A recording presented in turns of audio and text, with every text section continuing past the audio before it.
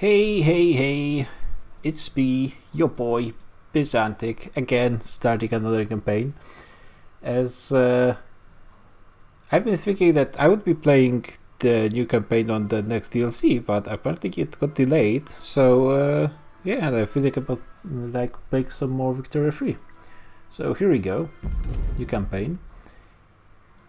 I was thinking that one thing I would change in the game rules is increase the AI aggression and see how it goes.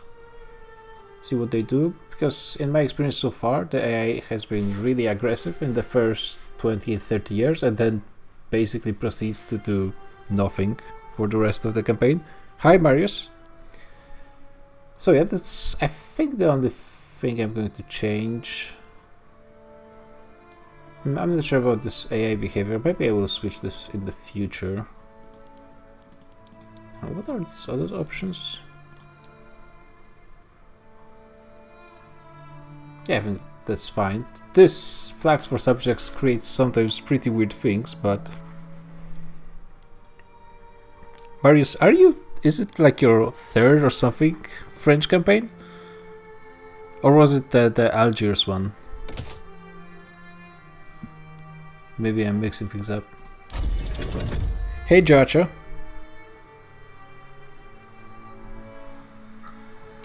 And what I've been thinking about playing for this one is this little blue guy, yellow, of course. So I think the way to make it interesting, because I'm pretty sure I will be the greatest economy, like once I get going especially. But the goal basically for me is going to try and keep colonialism as much down as possible, with exception of course of myself. But not really because I like even if I didn't want to, I think the game in this current version doesn't really support you getting too many resources. Actually, let's just get started, so it's loading. Oh, that was actually pretty fast. The thing is, the game doesn't really allow you... The AIs don't really produce resources in an effective way. Will I stay at China? I'm not sure. We'll see where it takes me, because I have actually no idea how we play China. In no way, I only know what I've heard during the MP campaign we played. This stops Germany from forming achievement. Germany often stops itself from forming. I've seen it quite a few times with Prussia trying to form Germany and failing repeatedly. I think in the Spanish campaign I played last time, they eventually formed it after like 2 or 3 attempts. But yeah. So I'm not sure if I would be staying Qing. I'm not even sure if I'm going for laissez-faire or some kind of central command economy. I would like to check the command economy again and like make save right before I change and right after, because I want to change a few things, take a look at a few things in that. 158 most. Oh yeah, but that most of Germany is France. 158 million. That's a ton of pops for France.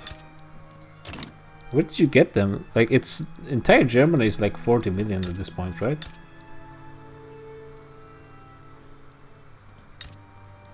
Where'd you get those pops? I guess either China or India, because I don't think there's any other place that has enough population. Yeah. Migration, oh, of course. Yeah, that's one thing. Perhaps the next campaign might be Brazil, because I'm interested to play a bit with the migration mechanics and not being the United States. I wonder if you can make as a Brazilian player, make it being the default place for the immigrants to come. That's interesting to me. But yeah, back to the Chinese play. I will have to take territories for myself, because AIs won't be able to produce resources efficiently enough. That's why I hope to play on the next DLC, because maybe with the investments I would be able to force the AIs to produce enough stuff. I'm not even necessarily talking about oil and rubber, because with how much population China has, I think it's possible I will never actually have to automate my economy and like really industrialize. It would be okay to stay on the lower tax, but on the other hand, we'll see how the snowball goes. But also, yeah, I'm thinking that at some point I might start running out of things like coal, iron, or even timber. Let's see how much stuff do I have at the start. Coal is actually looking pretty decently. Yeah, coal is looking okay. Iron... Actually, it's the situation looks better than I thought. Lead might be a problem eventually. Sulfur... I really don't like the color of this. I can barely see the levels that are here unless I mouse over. Sulfur looks okay, but could also become a problem. And logging camps actually might become a problem because there's a lot of provinces, but they have barely any levels in each of those. So we'll see how it goes. Yeah, there is like very real caps you hit with resources eventually, and the problem with trading with AI is because in theory you could just import stuff if you could just get enough convoys, and if you have large coastlines, really not a problem. But the trading with AIs is so difficult because they are so just switching all over the place, and they're not really building for exports. So if there's enough of goods for their own market, that they don't really care, and you start importing, then their prices go up a little bit, but you can only import so much because there's not that many goods there in the first place. And then the AI isn't necessarily... They might start building more, for example, oil or something, but they also might not, and then they just stop. They focus on something else. Yeah, trading with AIs is really unpredictable. That's why that's my biggest hope for the next DLC, that it actually allows you to take a bit more personal control of the global economy, and with the investments force the AIs to produce stuff. But we'll see how it goes. Let's actually take a look at how China looks in 1836. So, well, state religion Mahayana. That's, I think, how's the religion looking? Charts. Yeah, pretty dominant Mahayana, so that's not an issue. Buddhist and Eastern. These are Buddhist and Eastern and animists. So really don't have to care much about religion, I suppose. That's good. And cultures, so Manchu and Han, which is pretty good setup for primary, because that means we can get a lot of people accepted, both East Asian heritage and North Asian heritage, with decent laws. Han Chinese. Oh, so the minorities in the south are also considered Han Chinese. That's interesting. Vietnamese and Manchu are also considered Sinosphere. So in theory, we could expand into Vietnam, but as I said, probably not going for it.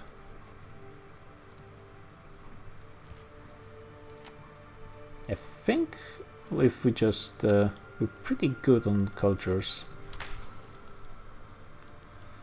What are current culture laws? Cultural exclusion. Oh, okay, that's pretty damn good. Let's sort by number of people. Yes, we have like 1.5 million people who are not accepted, and that's actually those people are not. What's the religion law? Yeah, state religion. Still not too much of an issue, other than giving power to the devout. That's probably going to be annoying, but not really a problem. I really hate how I have so many divisions at the start, because I will have to just At least cool they have their names. But there's too many generals. I have already like 5, 8 generals, 9 generals at start. And 2 admirals. That's a lot of power to the interest groups. Right off the bat. So yeah, maybe consider switching the religions, but overall there's not too much persecution going on currently.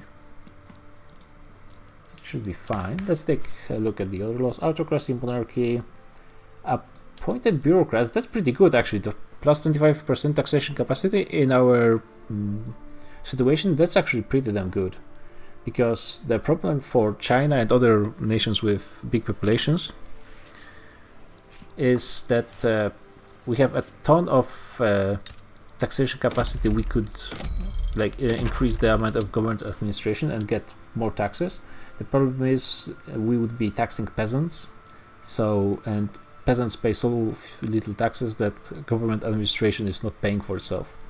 But having just plus 25% tax capacity is just free money, so that's good. I have made the Rhine plus the Netherlands French. Yeah, so the Napoleonic dream, right? You also need the... I think... Didn't... I know Napoleon added parts of northern Italy to France. Didn't he also add Rome? I think? Not exactly sure on that. So peasant levies, that's to be expected, but we do have a ton of battalions. Friesland is Wallonian. That's interesting how that happened. Was there... Oh, it's just Dutch. There's no...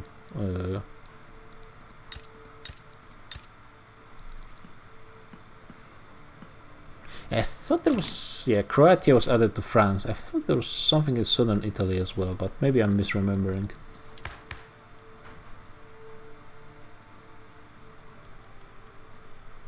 No, first, traditionalism, that's to be expected. Mercantilism, land-based taxation, that's basically what you'd expect from closed nation. Censorship, a closed, unrecognized nation. Poor laws, that's interesting. Shouldn't really matter much. Yeah, we're spending 8k on welfare payments, so that's not relevant. Closed borders, which is interesting. That means that pops are not allowed to migrate even internally, but as the same thing is for India. We have so many pops in our states. Like there's 15 million. Those states are going to be such powerhouses of industry. Let's actually see. Do we have any... Oh yeah, there's 2 useless states because they have too small population to support really anything. Another useless. This is okay. Maybe we could get some coal mines or logging camps here. Tibet, what's their population? Not too bad actually. I'm surprised that so many people living in Tibet at this time.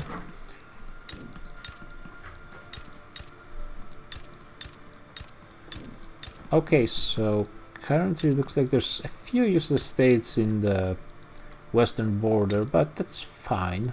So are there any other places that require incorporation? Oh! Most of the west is actually not incorporated. That being said, are Tibetans accepted? They are not discriminated because our culture laws are actually pretty progressive, but their religion is a problem.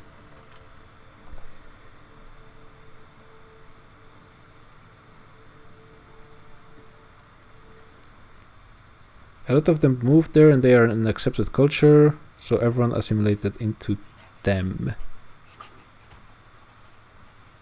Oh, so like Croats started spreading in France? Interesting. The religion, there's the Sunnis. There's actually plenty of Han people here, so might as well, I guess, incorporate this one.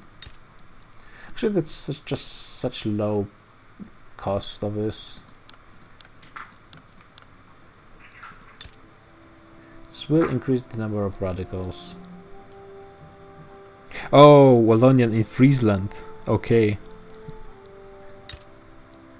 Mongols are accepted, right? Yeah, non-discriminated. They are not the right religion. The religion is a bit annoying in those provinces. The concentration of people, the not accepted people, is in certain states. I assume everyone here is 100% Han and 96.7% Mahayana. So yeah, that's pretty good.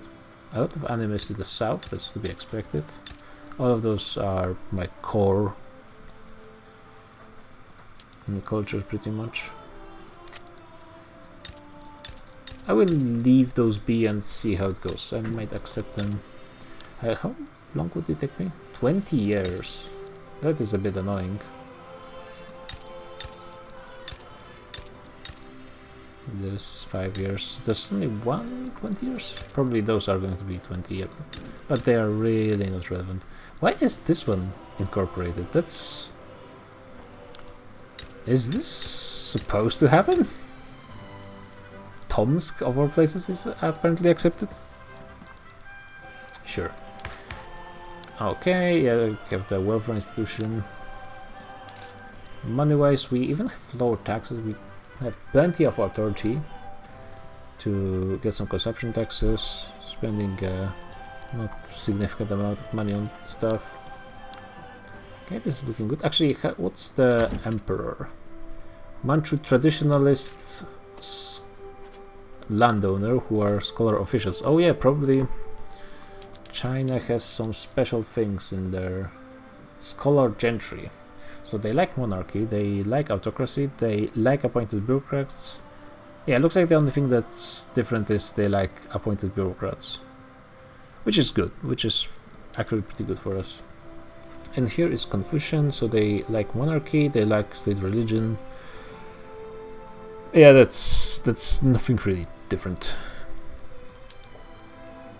And are those any different? No, as you'd probably expect.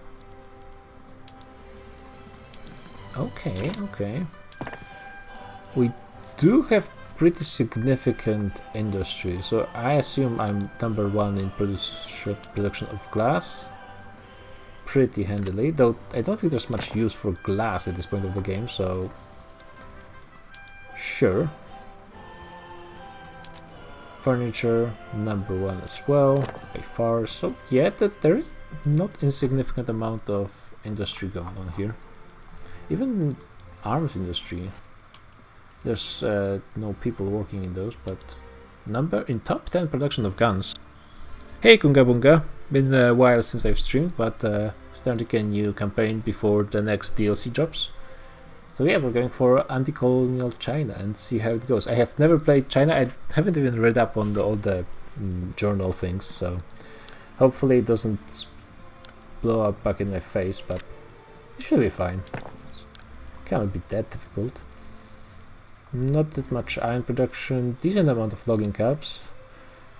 Almost 10,000 subsistence farms. Not bad. It may be like the first time I will have to actually care about food production, because as the subsistence farms are being removed, the food production is going to be going down.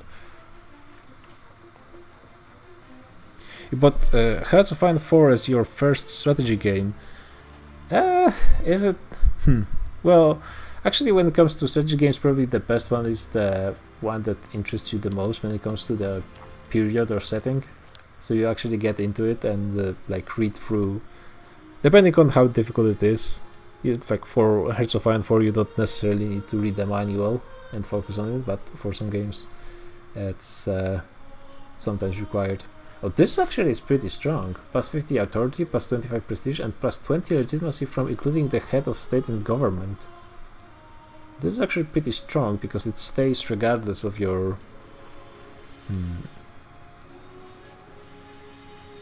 Actually, does anything ban that? No, I guess that's... It's going to stay here forever, pretty much. That's interesting. So even if I have... how's it called? a parliamentary republic, it would still give me legitimacy based on the head of state. Which would be interesting. What was my first strategy game? Age of Empires 2 was probably I played the most when I was a kid, but I guess Age of Empires 1. Age of Empires 3. What, Judge, are you like 8 or something? Age of Empires 3 is your first strategy game. God. You cannot be serious. Oh wait, actually we're producing a ton of grain. Oh, that's all of those subsistence farms. First... Guys, you're making me feel old. Your first strategy was Age of Empires 2 HD. Oh my god. Oof. Actually, no, my first strategy game was probably Heroes of Might and Magic 3. From 1996, it was? Yeah, as I said, Joshua, baby game for babies. Lego Battles, that's also not that old. Probably like 10 years old by this point, but...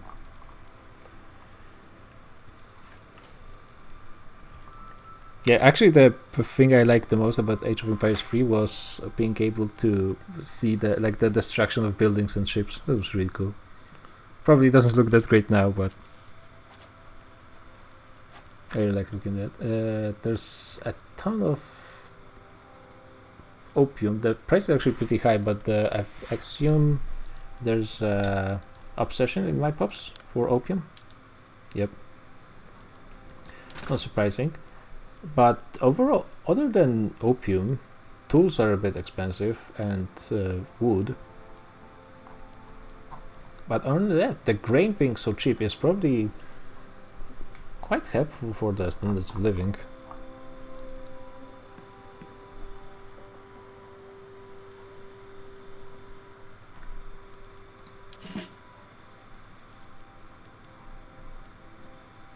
Meet up and play what?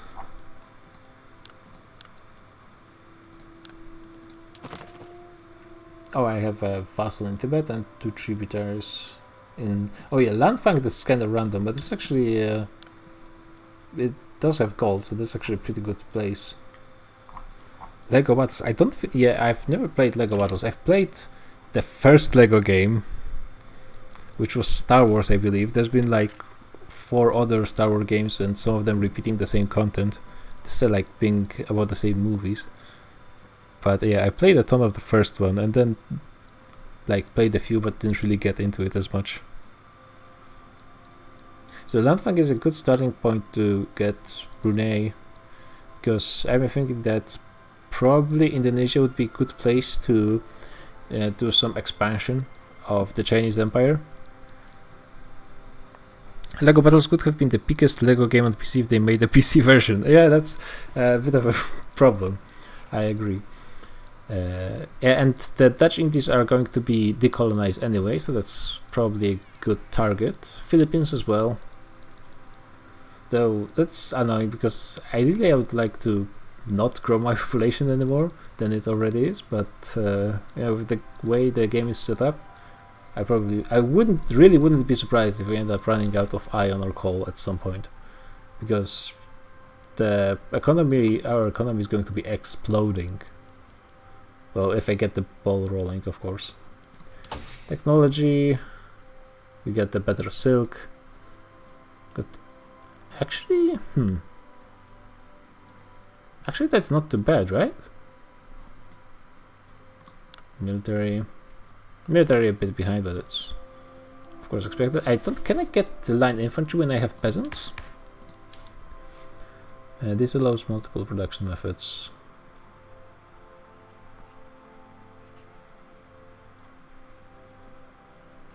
Yeah, I'm not sure where it shows. There's something that I think I can at best have skirmishers, or I cannot even have skirmishers. But I'm pretty sure I can have line infantry, so that would be good. I think I can have skirmishers. And over here, probably society would be a good place to focus quite a bit at the start. Market access to pricing impact. I think that should be just a no-brainer first thing.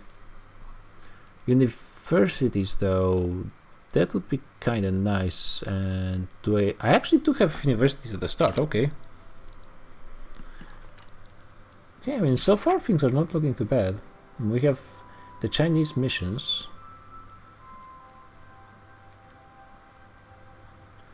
This I probably don't want to happen. Heavenly Kingdom. So, playing as Heavenly King, I'm pretty sure you should be able to switch somehow into Heavenly Kingdom. Yeah, so basically if I allow Protestant missionaries, they will start the Heavenly Kingdom thing.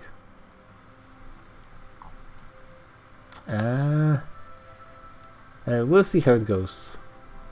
Fragile Unity. What is this? The status of the progress bar will advance or retreat. Okay, there's a ton of different things. Based on certain conditions, if it reaches 100, total loss of central government control, seizure of power by despotic local authorities. Okay, so we don't want that. Despite a period of temporary stability under the young... probably shouldn't be trying to pronounce Chinese names. And other emperors, China has embarked upon a steady slide towards collapse at the hands of rebellions, mismanagement, and external pressure. If the authority of the central government is sufficiently eroded, local military powers within Great Qing threaten to tear the country apart into petty fiefdoms. Yeah, so we definitely don't want it to happen, but actually, I haven't really seen it happen to AI. So it's probably not that easy. Okay, so we don't... Losing the Opium Wars is bad. Having the Heavenly Kingdom appear is bad. Failing the Boxer Rebellion. Going into debt. That's interesting. Okay, so I really don't want to be going into debt. I don't want to have civil wars, which I probably wouldn't want to anyway. I don't want to become a subject, obviously, and I don't want to abolish monarchy.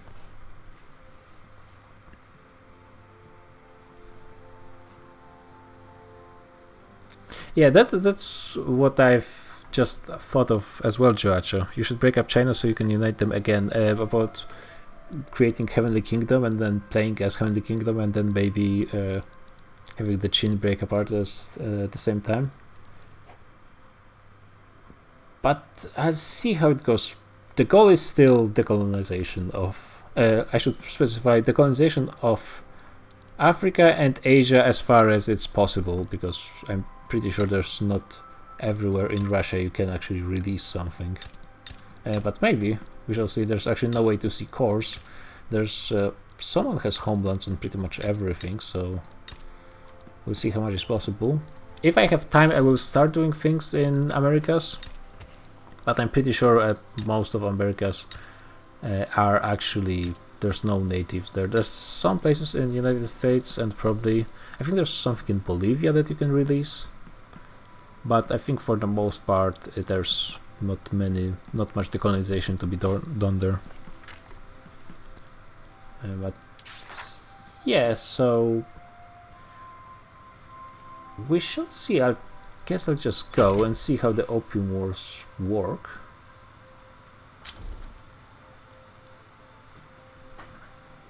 Okay, so I need for it to be removed. I need to be successfully concluded the Boxer Rebellion, no longer unrecognized power, and stamp out monarchism.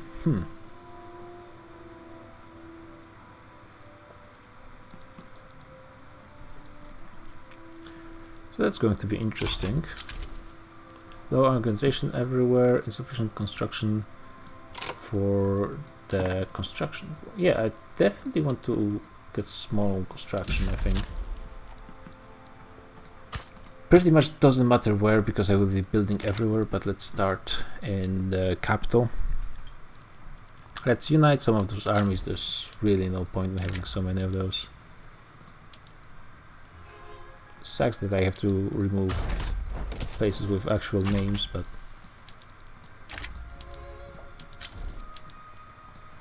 yeah, there is a ton of irregulars we have.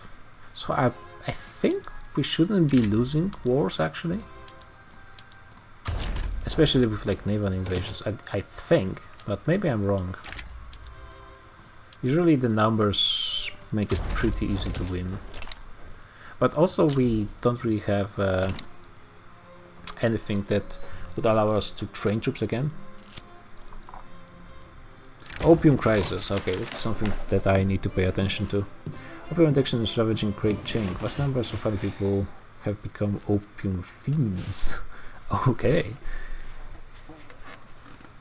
Good thing they're not becoming opium demons, because fiends are lawful evil, if I recall. Every household says bound opium fiend. So many fiends. Okay, so I can have the opium crisis. Minus 50% prestige, that doesn't really matter. Plus 100% war exhaustion from casualties.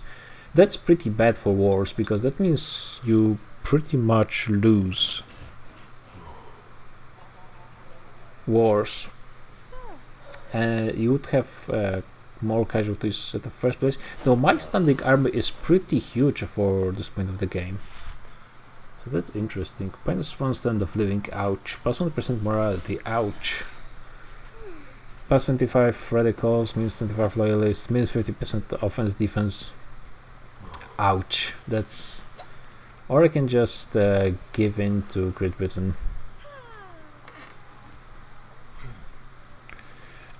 Marius is somehow stuck in the GDP map mode.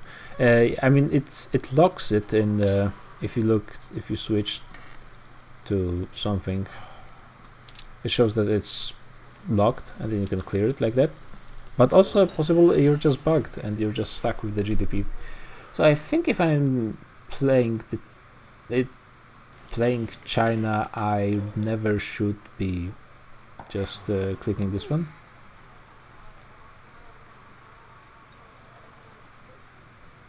Because this, yeah, match with opium addiction for 19 years and gives me 1 fragile unity, which is not the end of the war because I have 5. That's actually quite forgiving. That's much more than Ottomans have, who have like, how much was it? 15-20 years to quadruple their literacy.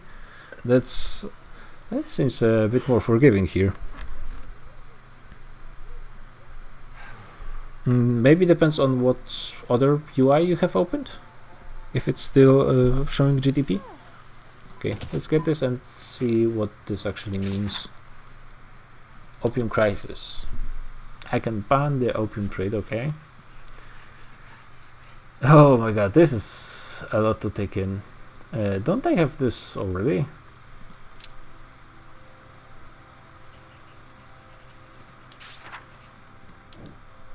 I do, but for half the time in theory, and if I fail it I will get 9 years more, so that's the same I would have if I angered Great Britain. That's interesting. I can lose the Opium Wars, I can end of addiction. So what do I need to do? So I need to take the ban opium trade decision, so this is this, and then not have it reversed, I guess, in 5 years. And I lose 20% authority from this. Okay. And I cannot allow people to enact free trade on me. Okay. So I guess I just click this. Yeah, and I just need to keep it for 5 years. Okay. So I just need to, worst case scenario, win against Great Britain. Let's tax opium. Yeah, let's profit from this at least. Liquor. This is 2,000 per authority. No, 6,000 per 100. Services is still better. Tea. I know some people had a discussion about how viable is grain. I mean, it's so cheap,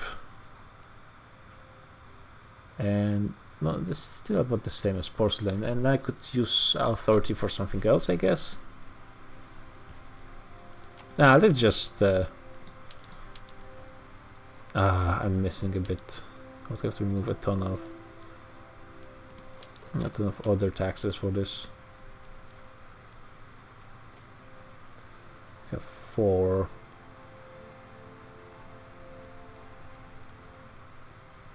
I guess I think it's still worth it to go for grain when it comes to money. Yeah, because the GDP can go out of whack sometimes and just go into like overflow and then go into 0. That happens sometimes. Check the population of Württemberg, Marius. This is something that happens.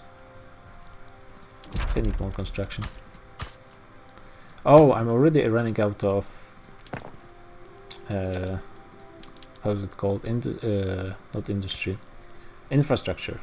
I can get ports there, so that's not too bad on the coast, but that's actually something I have to take more into account already. Beijing is being pretty much out. Yes, that's like before I get rail. The more construction sectors I get, it's easier to produce there, but at the same time it increases infrastructure, so I have less ability to build there. Okay, something crazy must be going there then. If it has a decent population and but happens. Let the game run for a while and it's going to be clear itself up, I'm pretty sure. I was thinking about doing something. Oh yeah. I didn't finish the consumption taxes.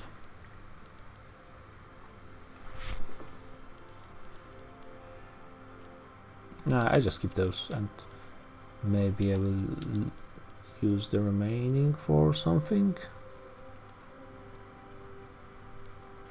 Yeah, because as it is I could get like 7 is probably the 7, so that's 9, 7, 6. Grain would be marginally better. And I think the grain is so cheap currently that it's going to be fine, I think. We'll see how it goes. For the grain memes. Response to Opium War from Great Britain. They responded angrily and started exporting their clothes. That's an interesting reaction. I'm not sure if I should be building more navy. At this point I don't think there's that much difference in quality between me or Great Britain, but I think I'm going to be fine just with my army if I manage it correctly, unlike an AI would. At least I hope. I'm not going to be too surprised. Yeah, sometimes weird things happen in Victoria. I don't think there's anything that would particularly surprise me. Like when I saw one of the AIs have like 20 generals on an army when you can only recruit 4. Things just happen.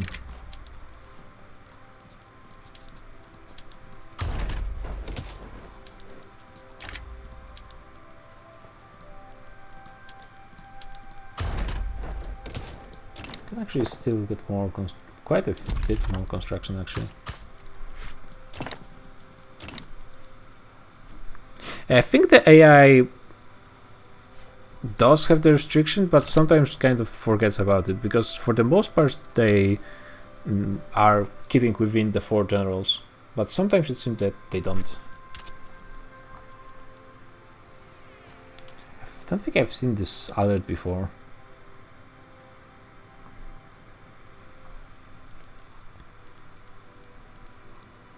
Yeah, I need to remove all of those. Okay, so here come the Brits. And what is their goal? They have Shansu and war reparations, so they don't want to open my trade, but I think that would still count for the opium crisis, right?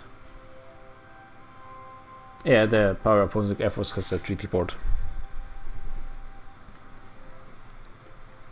Yeah, they usually don't, but there's nothing stopping them. Yeah, I'm pretty sure that's what's going on. So can I just ask them to recognize me? I'm not sure if it puts war goal on their capital.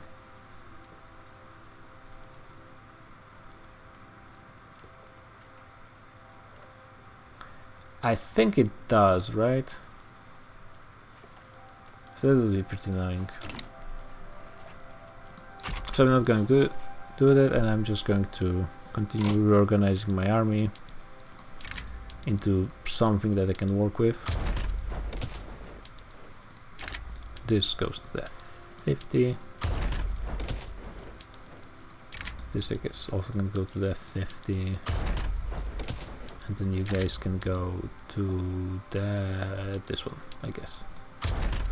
And then just up those generals.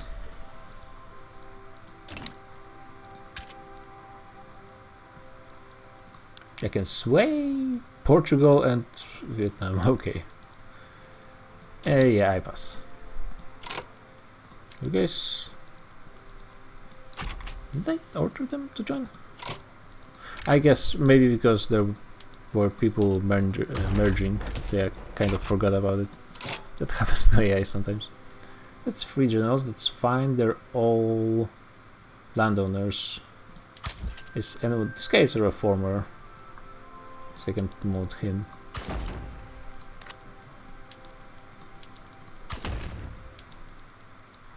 This they have. Let's get an armed force guy. Promote him a little bit.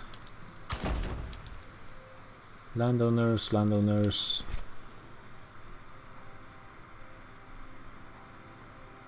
Authoritarian, no thanks. Pacifist. Pacifist general, yeah, that's fine.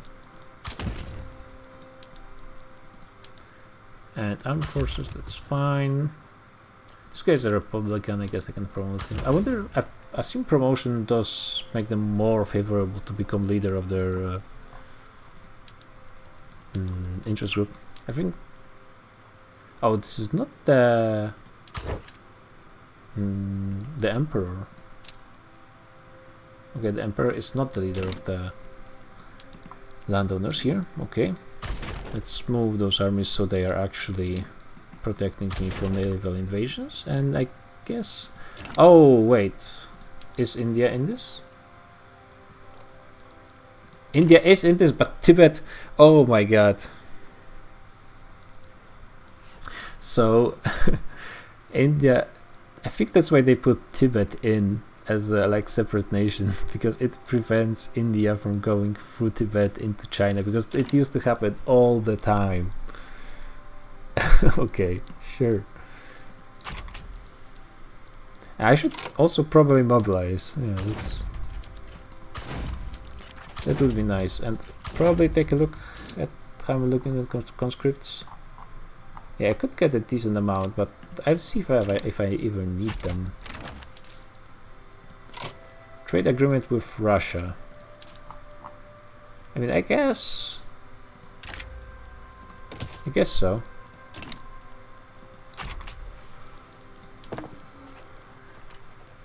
Still, I just need more construction, even for my private economy, apparently.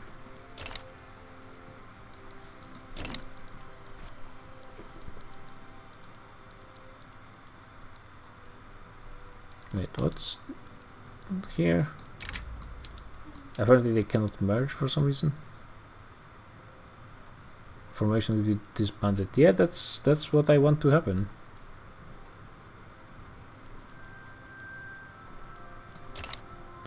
Oh no, something bugged.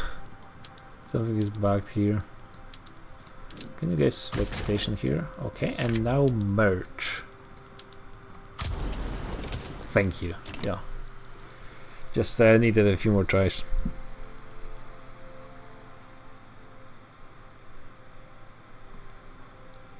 Yeah, that minus 50% to... Maybe I should just recruit a bunch of conscripts actually. Now that I think about it. Because I do have... my biggest issue is... I do have this negative from Opium. So could I please create a new army? Thank you. Now let's just spam all conscripts in this one army so I can then split them to wherever I need them to be. And I have plenty of money and I'm not even close to going into debt, so... By the way, sound and all is fine, right? Because I actually haven't really checked this. and I haven't been streaming for a while. I have a lot of conscripts. Oh damn. Yeah, that's... I mean, they're never gonna mobilize pretty much, but cool.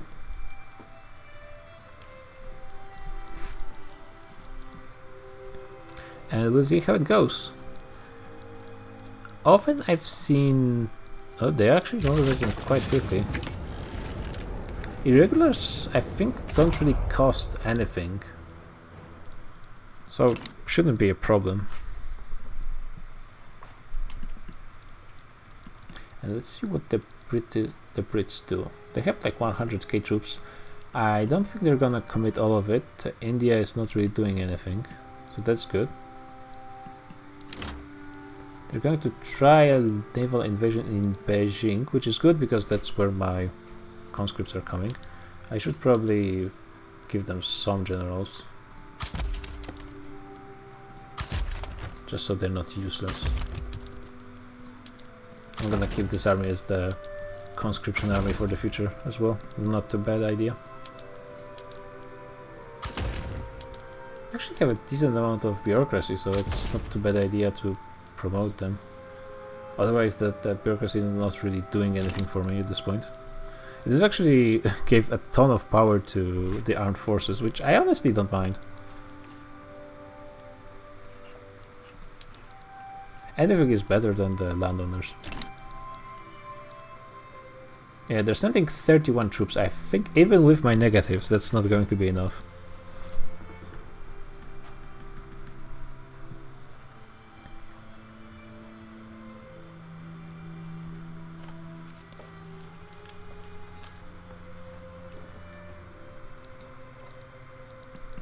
Where are they? They do have decent fleet. That's I have to say, but yeah, that might be tough for them. On 25 ships, I have 15. If I recruited anything, I would be in a decent position to oppose them. Yeah, I don't really care about the convoys, especially now, so that's fine. And even if I was doing some trading with Russia, then we share a land border. No, wait, actually that would still go by the sea if the trade was big enough, so... but I didn't really start trading with them. Probably should, actually. It would give employment to my pops. It's not producing anything, which is why trade will not increase your GDP, at least I think. But it does employ pops, and that means that they are paying more taxes. And China is like one of two nations that don't really care about having pops employed that in jobs that are not giving you GDP. Looks like AI is doing the AI thing where they're just not attacking. What I've seen AI do, like I think the naval invasions and how AI does them is super bugged in a lot of cases. Actually, oh yeah, I do have a coastal capital. What I've had happen once is when I was playing the Ottomans, someone was naval invading my capital and I defended all battles, but they got like 2 flags of their nation as occupation, both had 0%, and the game thought I actually was occupied. And I was losing war exhaustion. Oh, British war exhaustion, I guess, is that the default? Wait, what? I didn't add this.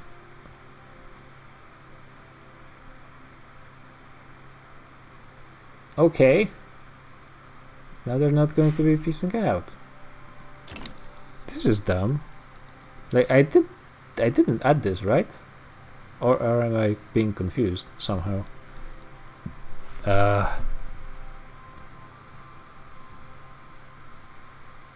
that's annoying.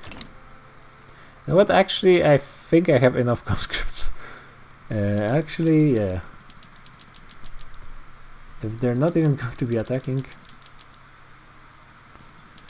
Yeah, so is it possible to not have a war goal? because that's what I want to do when I'm defending against someone that I cannot do anything to. I can execute the smugglers and decrease my relations with a nation I'm at war with. Yeah, I think I'm fine with executing them and gaining more money in the process. You have to have a war goal, okay. Yeah, so in this case it's not really possible for me to...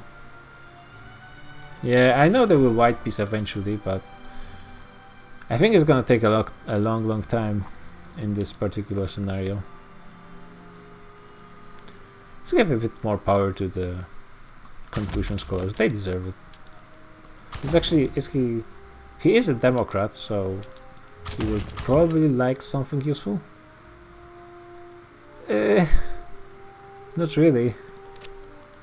I don't think I really care about different kind of votes. This guy's a jingoist, that seems fine for jingo at all. Since they will usually white peace when they have zero war enthusiasm. That's true. But no, I'm not sure how it's going to look in this particular scenario. Good war goal is removing claims since it doesn't block their war support from going to the minus. Yeah, that would be an optimal. If you go for recognition, you do need to occupy the capital, right? Can you guys tell me? Yeah, we're losing this one, but that's one of those cases where we have much smaller numbers compared to what we should have. Yeah. And it would be difficult to win this one. Now we have twice numbers advantage. Still, that's not really enough. And we have almost 20-1 advantage on land, but yeah, we're getting good battles.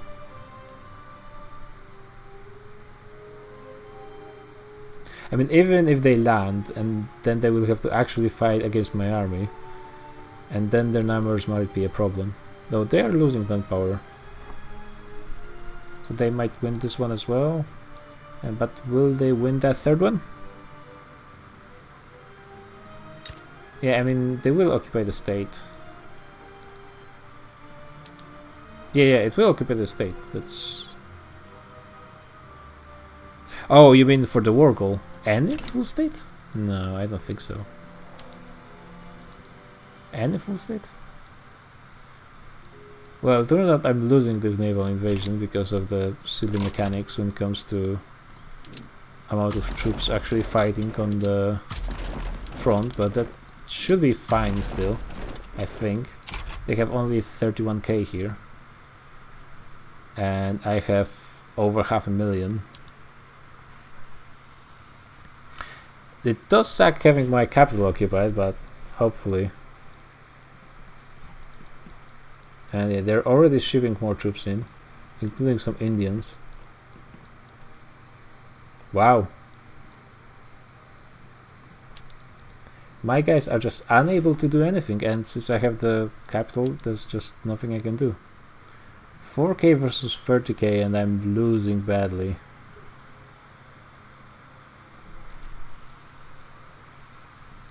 Okay, that's a bit worse than I expected.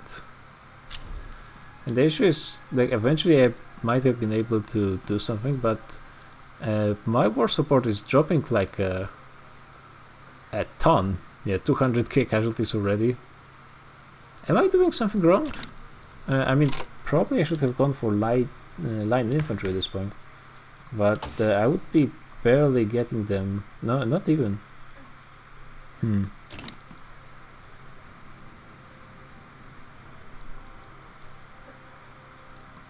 I guess, yeah, the only thing I could have possibly done is use more opium for more morale recovery, but that doesn't seem to be the issue here.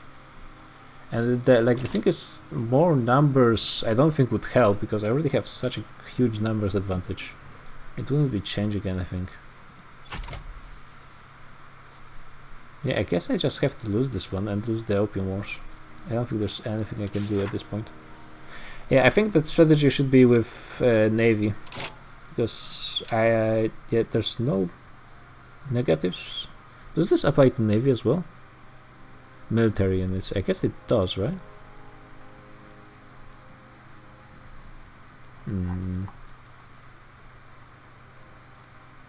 Still, I think on the seas I would have a better chance of winning if I... though I don't really have any capacity for construction at this point. So it's not like I would have been able to build too many ships. That's a tough one. I guess moving my capital would be an easy solution. Something I probably should have considered. Okay, focusing military at this point doesn't really matter that much. I would like going for more taxing, but that's next era, so that doesn't help me much.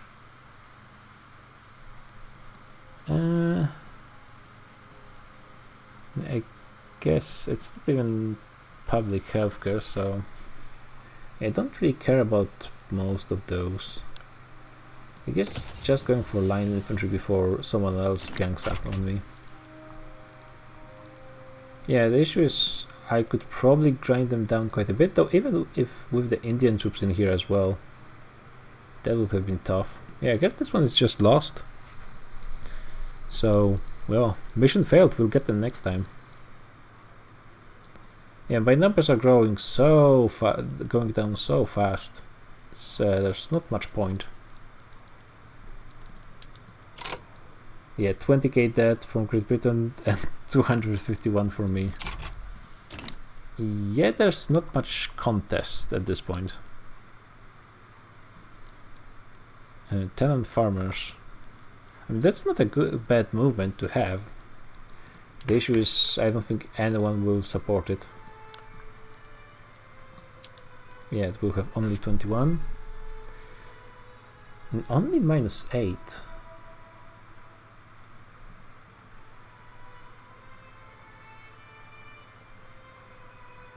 Did they change? I think wouldn't it be -5 or 10? And now it's -8? Am I misremembering something? It's -15.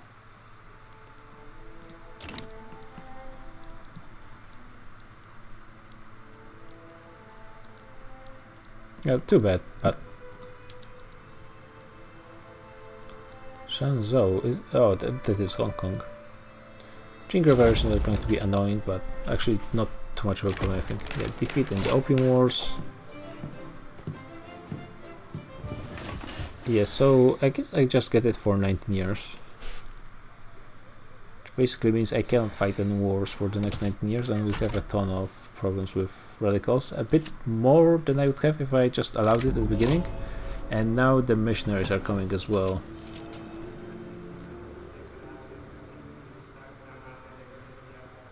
Yeah, I guess I'll just try playing it safe for the time being. Has expelled. How do I expel them? Yeah, I need to have 0 3D ports. That's not going to be happening anytime soon. Gold! But... what?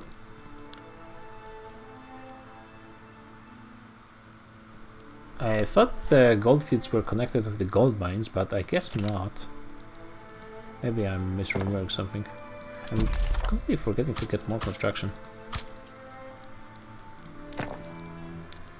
It's definitely something I need. The opium is sky high, but that's actually something I don't really care about.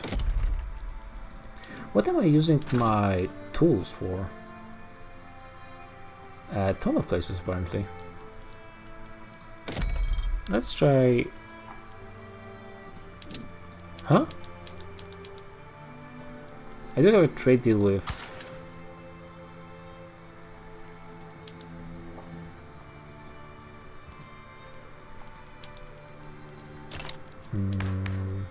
I have mercantilism. Oh, is it because of the interest? No. What?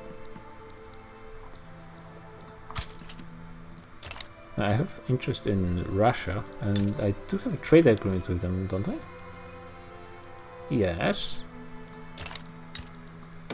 So I can export, and now I can. Okay, this game sometimes, man. And let's get those tools.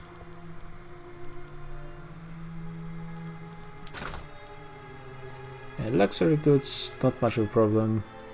Because they're tied to population, there's going to be pretty much always more demand that I can satisfy. And there will be at least for a long while. I can get more iron, maybe? Or maybe not. That's fine. I can definitely increase my production of hardwood pretty easily. Just need to switch some focuses.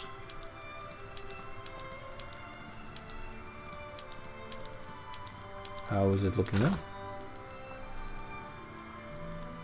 Yep, it's looking fine.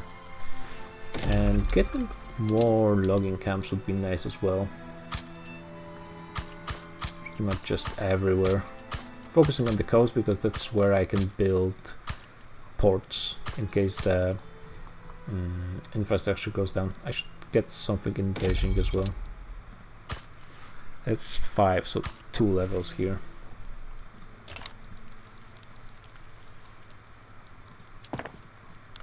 Okay, 51 construction. I can lower how much I pay to the military. Yeah, to this point wait, that's not military. Yeah, that's fine. Increasing tax a little bit. Well, I do have a ton of radicals. 40 million radicals, and it's not even a quarter of my nation. Oh my god, this game. Do I have any agitators? Nope. It's the religion, I could bet.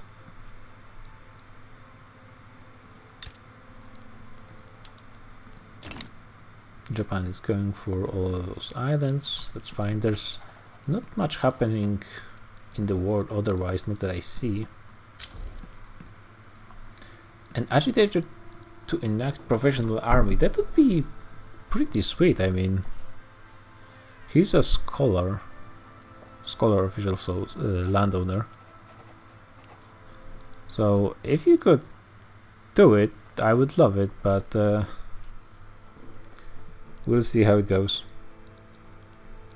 Oh, I could get more consumption taxes as well.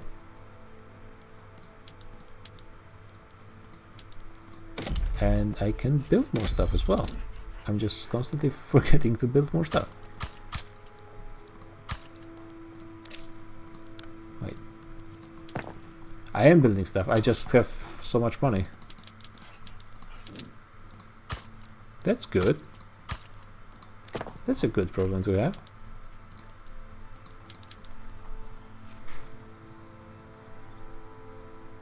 Federation of Americas was formed by Peru, Bolivia. What is Federation of Americas? I've seen Peru, Bolivia, but Spain is exporting luxury clothes. Oh, Spain, my beloved. They're still helping me despite it being a different game.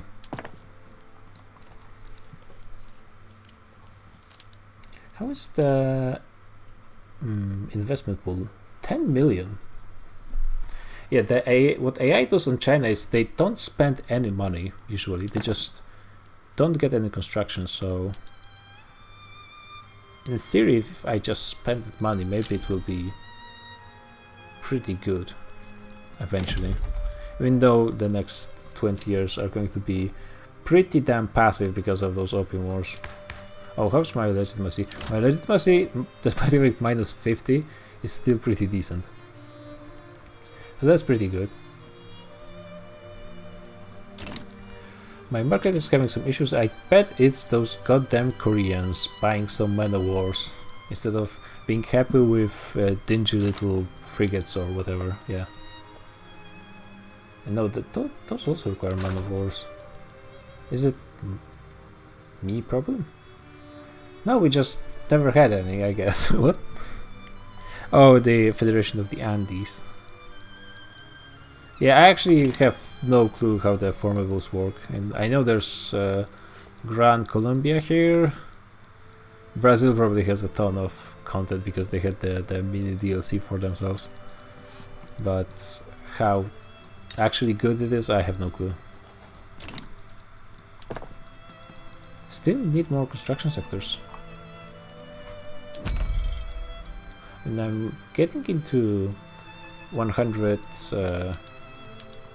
construction pretty soon, so that would be good. Grand Colombia Federation of Andes and La Plata. La Plata? La Plata is something in the Argentina region, I think, right? Maybe? Not sure what else would there be except Argentina. Insufficient construction for investment pool. Yeah, I need more construction apparently.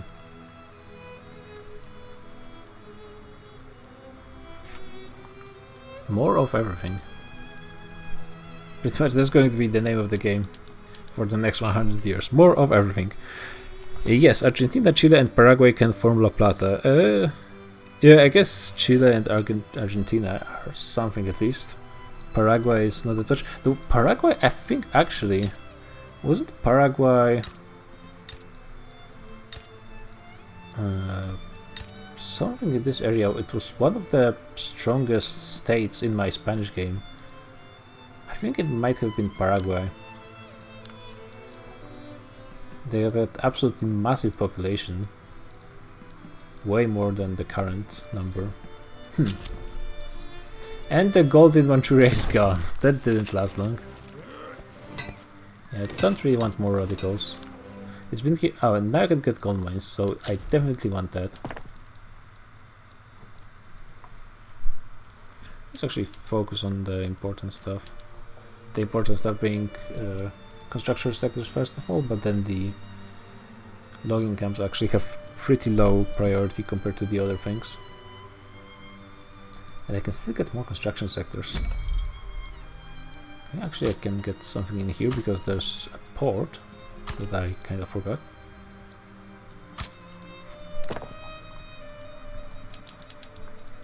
Yeah, I need to be actually losing money, not gaining more. And I have almost a million unrealized taxes.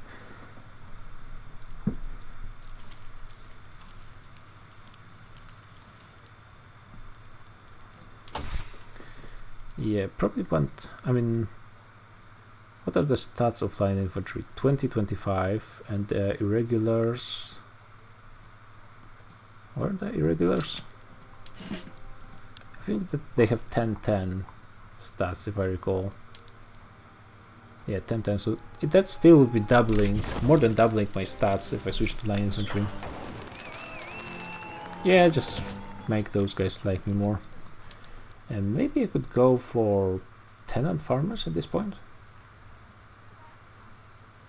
I mean, most people would love it. And only to -2. Though if they started opposing it, I would have 50% for stall. What's serfdom? Serfdom is plus 50% of their power, and that's plus 25. And I cannot have laissez-faire, so that's actually... I mean, I don't think it's too big of a priority currently. I mean, weakening them on their own... there is no slavery in China, which is a big part. Some of those lieutenant generals are a bit of a problem, though they will be dying out, I think, relatively soonish.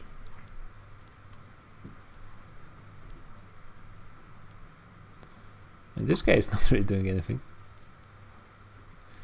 Let's get to -2. If I could get them a bit more happy and make sure they wouldn't oppose tenant farmers, then there might be something I could do with this. Wait, I could get dedicated police force? Sure. I'd love to have dedicated police force. And probably I wouldn't be able to get them because how much I'm paying for one level of institution? Yeah, 3,500.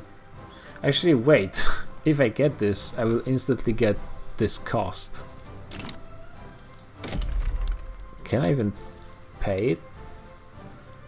Well, I guess I'm producing much more bureaucracy, so that wouldn't be that much in the end. Having the police would be pretty nice, because I assume I will be having a ton of radicals over the game. And also it would help me with my current problem of making the landowners like me a bit more, so I can get the tenant farmers.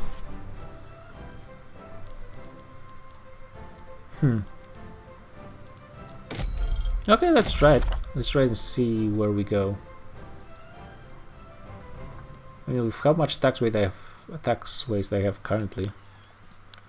And well, I said that the peasants don't pay for themselves, but at the same time that means that you're not losing that much money.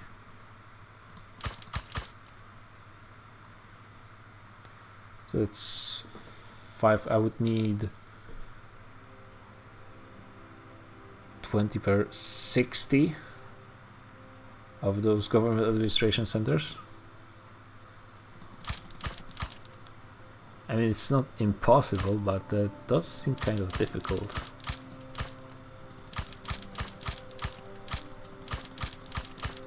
Let's try it. This might be a mistake, but let's see how it goes. Okay, advance.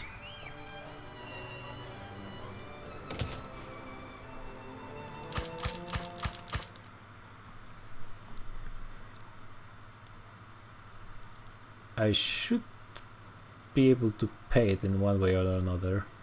Actually, increasing my minting income would be pretty nice. Though I think I need line infantry first. Maybe I will just rush skirmishers. Actually, probably I should get more universities before that. Yeah, I can definitely increase taxes as well. That wouldn't be that much money, 70,000. But doable.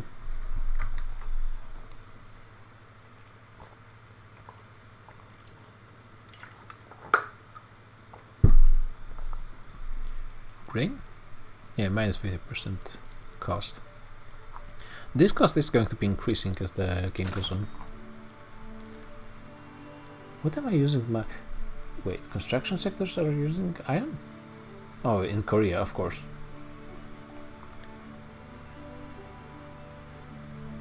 And the tooling workshops are most of the problem. And yeah, of course the AIs cannot get iron to save their lives, so that's also a problem for them. Probably those logging camps are a bit lower priority than everything else. That's a lot of government administration to build. Yeah, that's years of construction.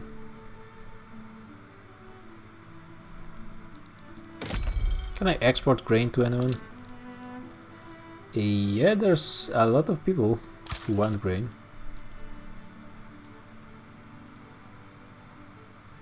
Maybe I should be getting from ports and just exporting stuff.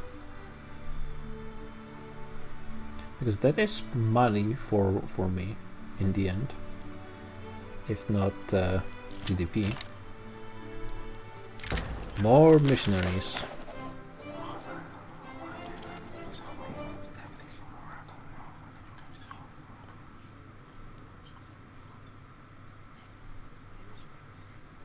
Yeah. Yeah, I'm going to play it safe because I'm not sure how it's going to go. Hey, there's Generalist Gaming with a raid. Again, I think I have no clue who Generalist Gaming is. Apparently Judge knows him. Hey guys, basically trying to play as colonialist China here and struggling a bit. I lost the Opium War against Great Britain already. But we'll see how it goes. I'm getting police to make the landowners like me a bit more, so maybe I will be able to pass the movement that just disappeared when I wasn't looking. So I'm not even sure if getting police force is worth it for me at this point. Yeah, I probably should have checked you out after you raided me the first time, but you know, we all have our stuff. Yeah, I'm thinking that I really don't need dedicated police force currently. Yeah, because building 60 government administration centers might not be a worth investment in the long term.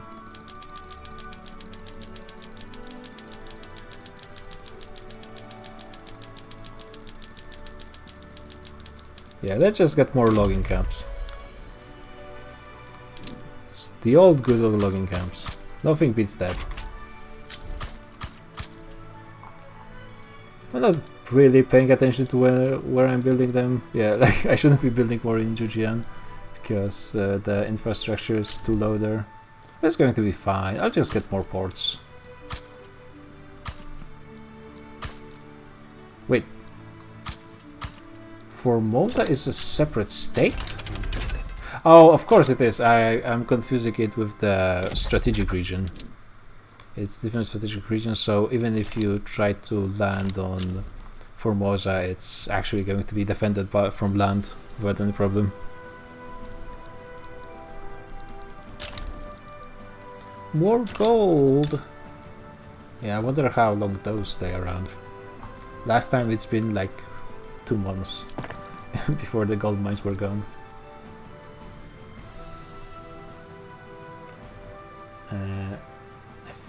I'm wondering why my bureaucracy is decreasing. I guess it's because the population is growing. And I do have an institution.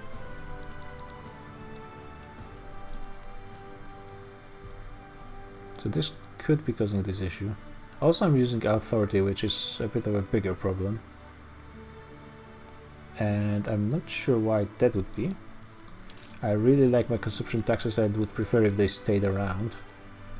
Though, like, also losing 4k per week is not too bad of a deal.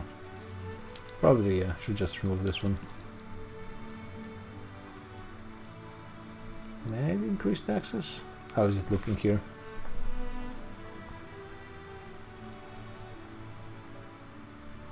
Yeah, there's been an increase from political movements a bit. Standard of living, not that many radicals, all things considered. About the same as loyalists I've had. So if it wasn't for the event, it actually wouldn't be too bad. And I think the radicals are going to be dying off pretty quickly. Wait, decreases standards. I'm looking at the standards of living below minimum instead of decreases. And well, actually, this is a bit bigger problem. Yikes! That should be fine in the long term, right? Everything is going to be fine in the long term once we have 2 billion GDP or something like that. I think I could actually use a few more government administrations. It's the worst place. I don't really care about getting the taxation down to 0. I'm actually wondering if I will ever get taxation down to 0 in some of those places. Because I'm not sure if I will be able to. But just getting it down a little bit so I can get some more bureaucracy. Wait, is this the most populous state in China? I think I can check this somewhere in the ledger, perhaps. Just like states. Yeah, Jiangxi, the most populous state. I don't think there's much I can do currently when it comes to the laws. Yeah, I can only get police, and I can remove the... Oh, wait, actually. No one would care if I did it, and the landlords would like me. This should have been a no-brainer, actually. Is it because of... do they support this from the start? Yeah, kind of looks like they do. Yeah. That's actually surprises me. That's a thing that so easy to repel. Wow, they actually have a pretty decent support. I guess people do like their polos.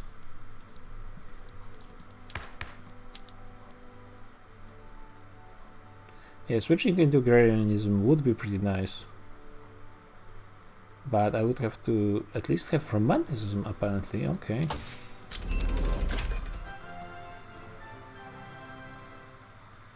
Alright, that's a requirement for this one. Oh, so they don't mind swapping off traditionalism to agrarianism. Yeah. Agriculture is like basically the same as the other law than the laissez-faire. Not this one. Interventionism and agrarianism are functionally pretty similar. And apparently they don't mind me keeping this.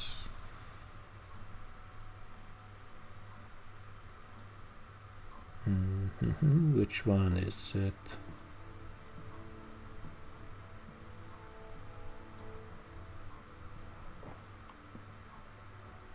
Wait, do they not care about the trade laws at all? Not trade, the economy laws? Wait. Oh, here it is. No, that's land reform.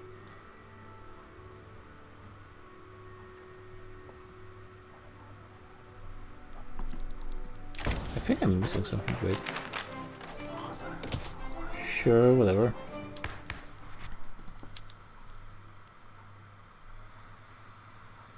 Yeah, it looks like they don't care about any economic system laws.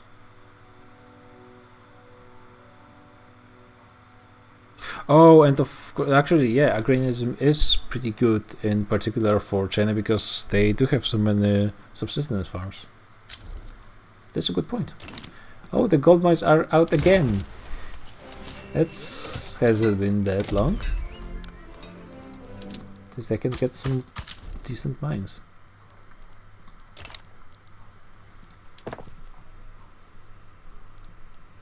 Is the minting I'm getting from them? It's something.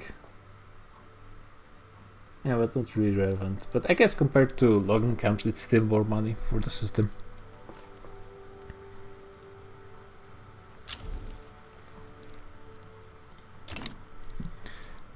I mean, I think it's worth it for a lot of nations that are unrecognized that can get into it. For example, if they get a lucky movement or something, it's basically strictly better than traditionalism in any way. And I think usually at least the rural folk support it, so it's... Yeah, often it's quite easier to get than interventionism.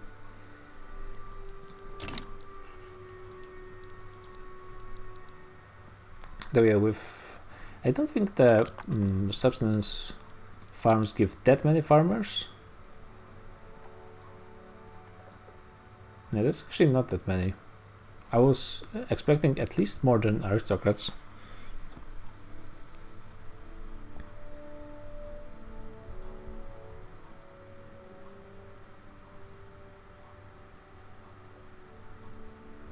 So, wait.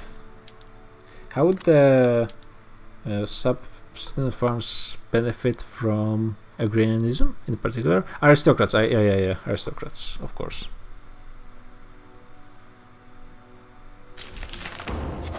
Okay, so this thing is done.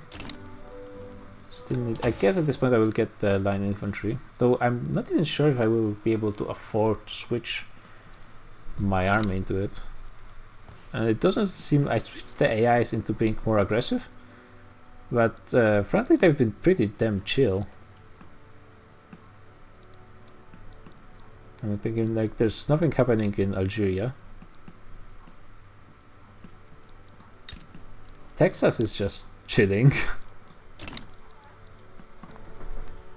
Normal farms, plantations, the aristocrats have to share ownership with the farmers, which makes agrarianism more mech, but not on sub farms. Yeah, that's a good point.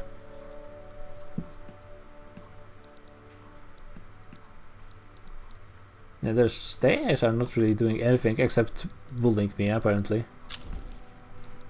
And of course Russia is doing their thing in Central Asia. Even before the DLC. Also, I should probably get even more construction. With how fast I'm... It seems like I'm actually building up quite quickly. Compared to... Is there an easy way to see how much infrastructure I have in those states without having to find them on the list? Let's just do it like this.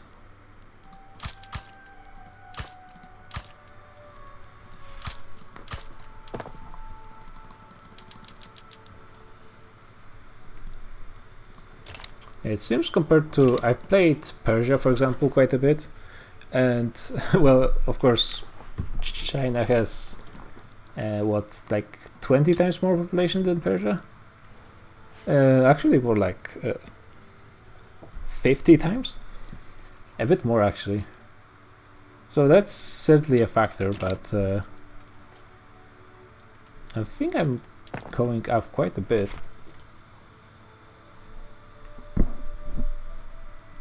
Seems like we're having a decent pace. Like, it's only 1842. Probably should switch into speed 5 for a little bit.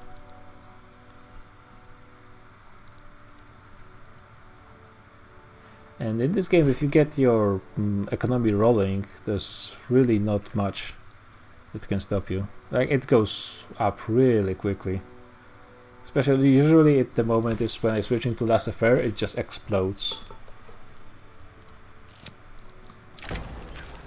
Missionary activity, that's another one of those events. I'm not really sure if that's that much of a problem.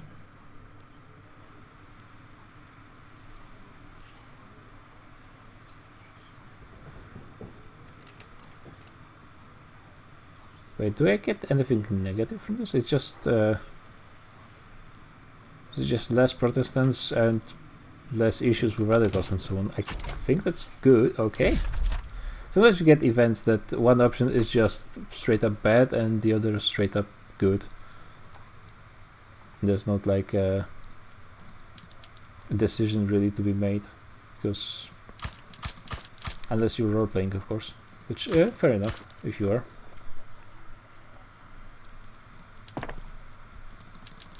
That's a bit of an overkill for my current balance for construction sectors, but I actually want to start losing money. What? I think someone just got some tech or something like that. Take treaty port in Arabia, Ottomans. Oh yeah, the Ottoman War didn't start yet. Yeah, I think they want a bit more than the treaty port. But yeah, we'll see if they actually go Palestine, Transjordania. They're not going for everything. Yeah, they're not going for Lebanon. So that's the thing. The Ottomans need to have everything up to this point to get their reform done, and then be able to get into the next stage, which is taking Egypt. But they're not going to be able to take it in one war. They're not even taking Aleppo. It's only the treaty port. They might even lose this war. I've seen Ottomans sometimes lose versus Egypt, at least the first war. But yeah, with this war they're basically screwing themselves. Because they... oh wait, they are being supported by France, so they will be winning, but it's not going to be mattering. They're not going to be able to fulfill their reforms. And with how the game currently works, I think the Ottomans pretty much have to use the military conquest of Egypt for the reforms, or they won't be able to do it. Okay, looks like we're up for more logging camps.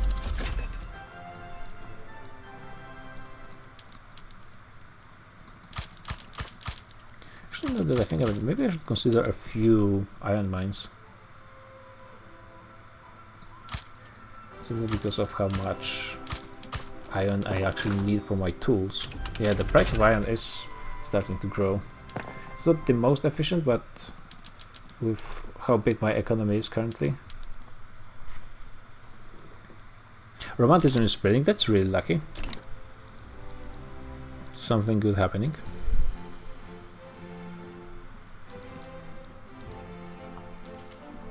Yeah, with the French support, this really shouldn't be an issue. Are they allied? No. Oh, Ottomans just got them with an obligation, I think. I'm still not losing money. I mean, that's good, but also kind of surprising. Wait, what? War reparations broken. Whoa, whoa, whoa, wait. Oh, because the time ran out. That's a weird phrasing for this one. They lost. Egypt lost interest in South China. Well, actually, I don't blame them that much. And anyway, that's good. That means a lot more construction sectors for me. Like, a lot.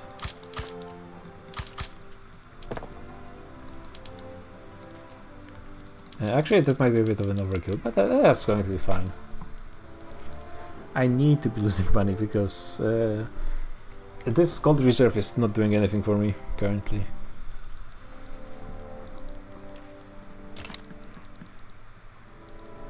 Yeah, it's actually still increasing.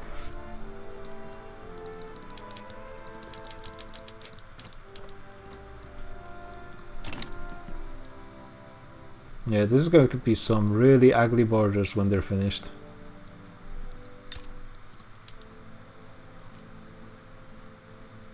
Why are they taking the treaty port? Like, how? What? And on your border directly as well. The Iceman. Looks like something is happening. Yeah, I've seen actually this happening on the lower AI aggressiveness settings. The AIs got pretty close to actually forming Ethiopia. They didn't form Ethiopia, but they were pretty close. Yeah, and also like Ethiopia, a lot of parts of Indonesia, sometimes Indochina, it depends. But the European powers are really not good at going for colonialism, which for the purposes of I'll get back to this in a minute.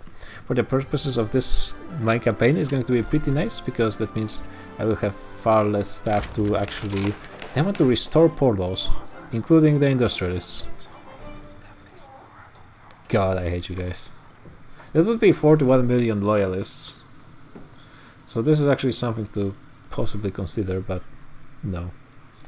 Relations with Hawaii. Oh no. That's a bit random. Yeah, the king. Is it president or?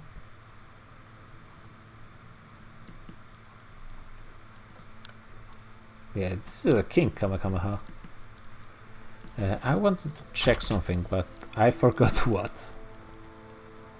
What was I supposed to be checking?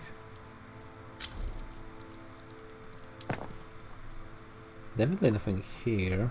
Things are looking good.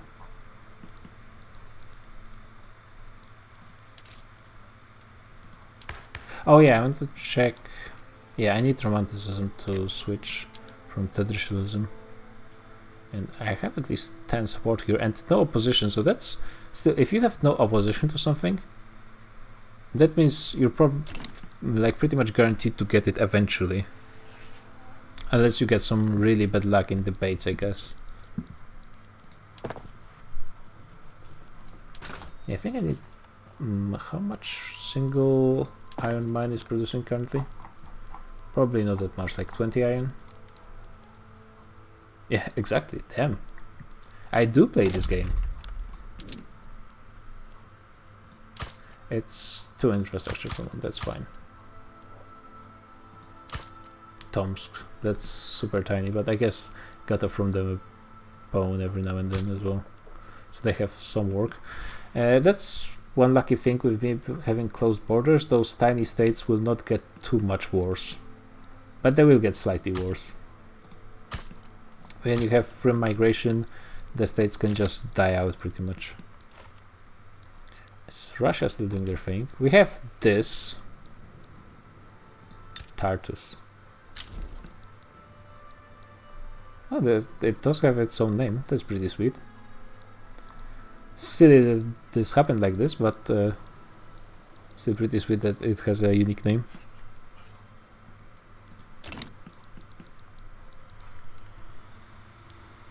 I think your USA being agrarian was the least weird things about their state of laws, Georgia.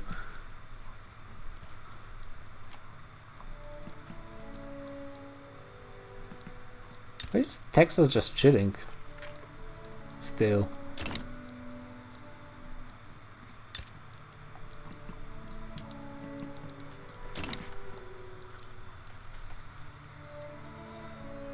Yeah, I think United States is just really good for building up their economy. They have really a lot of things going for them.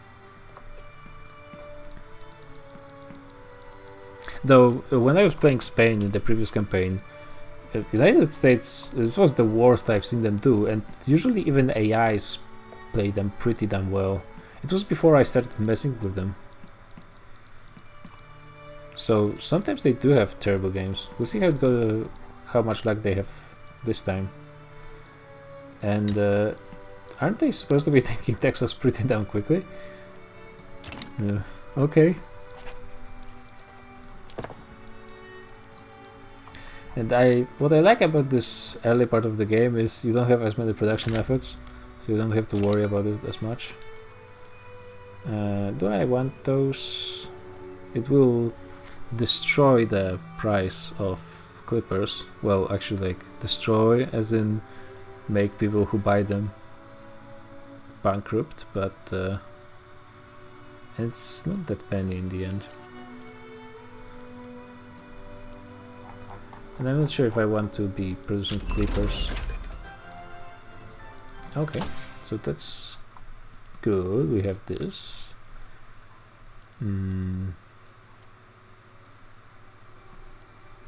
Yeah, I might as well finish this, so I'm closer to skirmish in case something bad starts happening. And let's see. So.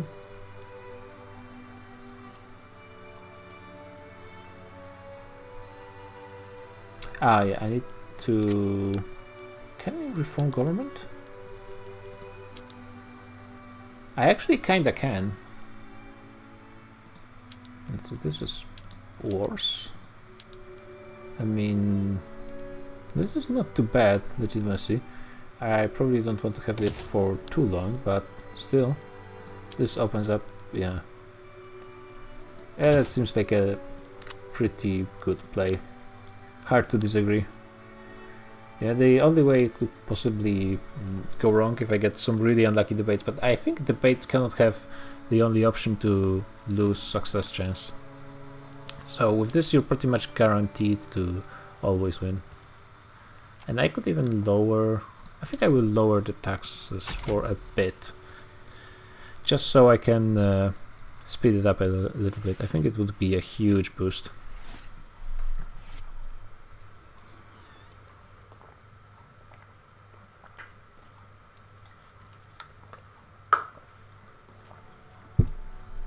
It's not like I'm doing anything with my money currently. I mean, we have 16 million in reserve. So it will be quite a few weeks before I actually start running out of money.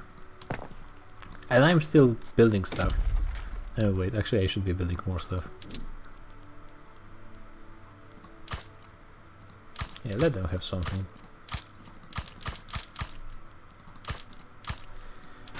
Yeah, I think that's quite enough iron. Yeah, that's too much iron, but... Oh, United States are returning Mexico. We'll see what that actually means in a second.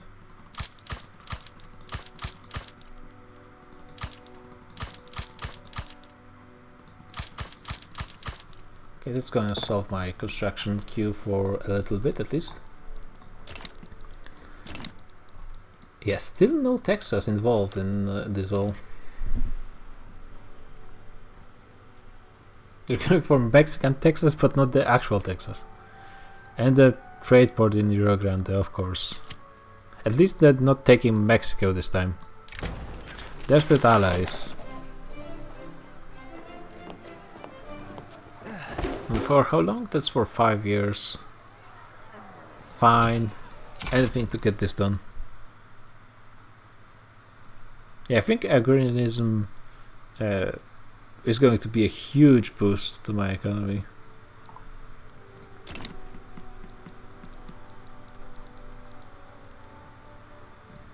This might make the game quite easier than I was thinking it's going to be. Wait, I think I can raise taxes. Yeah, I got legitimacy from something. I think because the landowners became a little bit more...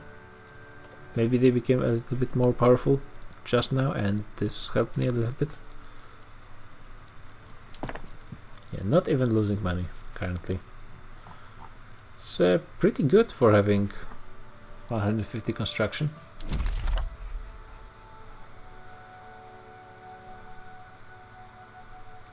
I actually wonder how much the grid powers have at this point. I assume more, but the AIs tend to disappoint me. Especially when it comes to stuff like building up.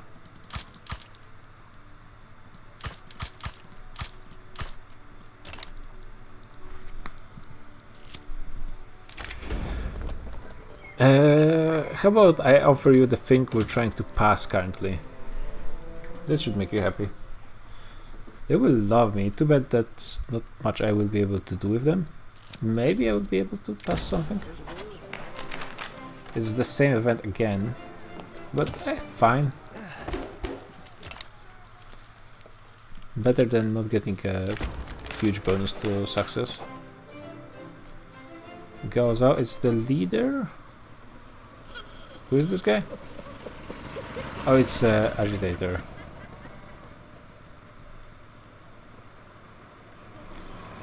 I guess this is the best option.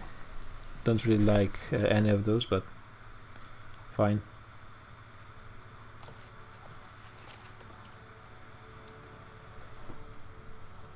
State APHIS will remove Chinese missions. Oh, that's nice. Yeah, I can. That's a good thing I have closed borders, I guess.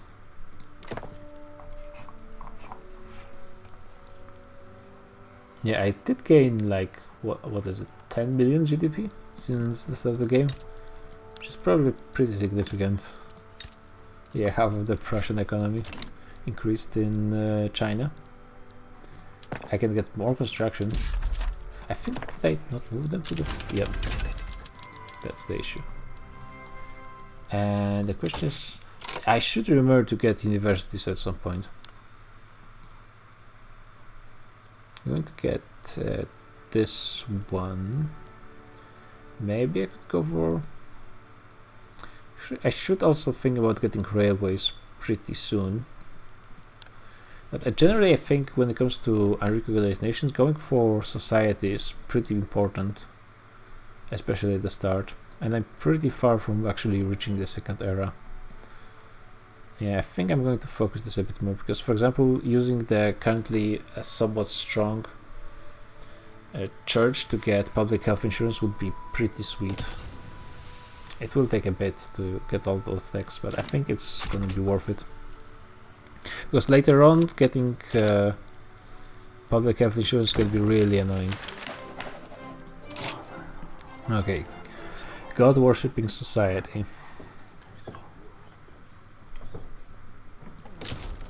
They are spreading, annoyingly.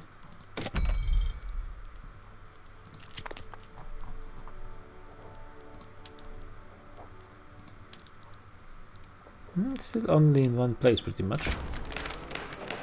Good night, Joacho. We'll probably continue for like maybe 45 minutes. We'll see.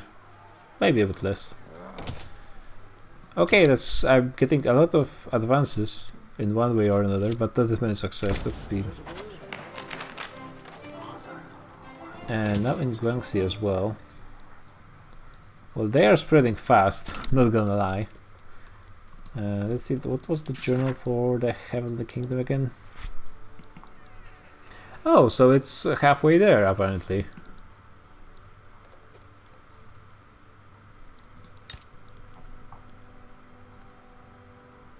I don't think there's anything I can do about this, really.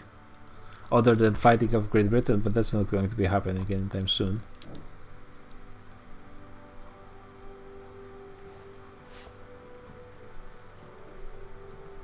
Yeah, introducing turmoil is pretty difficult in even under ideal conditions, because you don't really have that much direct control on it. Again, I don't feel like there's much I can do to prevent it, other than like if I knew how it exactly worked and going for it from the start. Enact colonial exploitation. If I could get a good amount of loyalists, that wouldn't be 500,000. That's not really worth it. Again, great, but actually I would like to pass it eventually, please. There's some production method that actually I need to pay attention to. Though, do I want to? That's a ton of tools. I'm not exactly sure I can afford. This looks fine. I think I can use those dice. Getting some capital is also pretty nice. This would start using lead in China. I don't think there's any lead being used currently. Pretty much no, and I already have way too much glass than I have to do it. Yeah, and then now they're just following the... It's just like spreading, and there's not much I can do about this. I think. Again, I have not read up on any triggers and so on. Things are just kind of happening to me. I guess it's the first try, we'll see how it goes. I was trying to stop them from spreading as much as possible, but looks like it's not really working out. France is opening Japan, we'll see if they actually manage to. Great Britain is supporting iron, which is apparently going to be a pretty significant amount. And I'm going to be increasing the amount of small arms being used in China, which I think is not going to be too bad. I am producing a little bit at least already. It might be a good start for my industry. Yeah, I feel like I can actually start getting some other industry, because it's not like I'm going to employ people anytime soon anyway. So might as well focus at least a little bit on actual production goods. Get something close to the capital, please. And let's get more. I will need more pretty soon. Who are you guys? What? Those guys just spawned. Usually they happen when there's you annex the nation, but I have no clue where they came from here. This theocracy guy is not really getting much support. Oh yeah, and that's going to be it when it comes to Heavenly Kingdom. Yeah, it just spawns. Okay. The fanatics will crush them utterly. Yeah, and this is to switch to Heavenly Kingdom.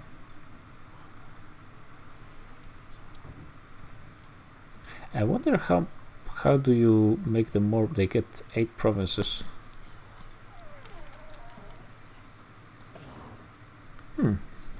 I'm interested in what decides how many provinces they get. If I, for example, in all of those events that happened, I just click the option that makes more Protestants, would they have more provinces? Or do they always get this? Well, they didn't get Taiwan.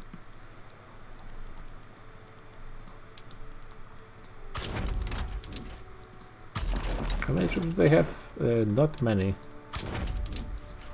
Do they have that penalty for having opium? No.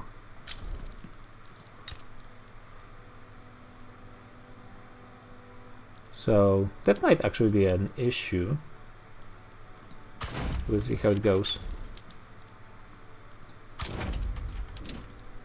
Did they all? No, they didn't upgrade to line infantry, which is good, because I don't think I can afford to maintain it that much.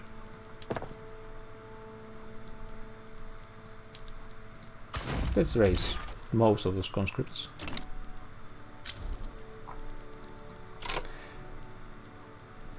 Yeah, and this already gave me another point of fragile unity. This one felt pretty bad. The Opium Wars actually, I felt like there's a play. Basically, you win or lose the war against Great Britain. The odds are stacked heavily against you, like really heavily, kind of annoyingly so. But still, I kind of knew what the play was to be made. But here it's just you got events, and pretty much no matter what, you get a rebellion eventually, and you lose another point of the unity.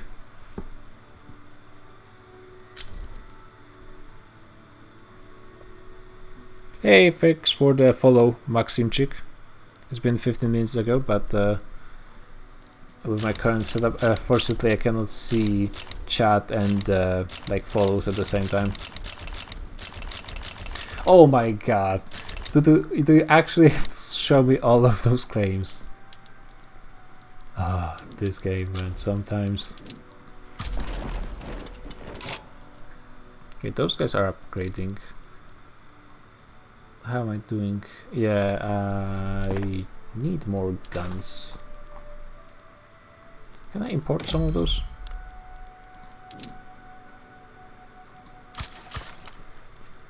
Apparently, yeah, though I am... Why am I so low? I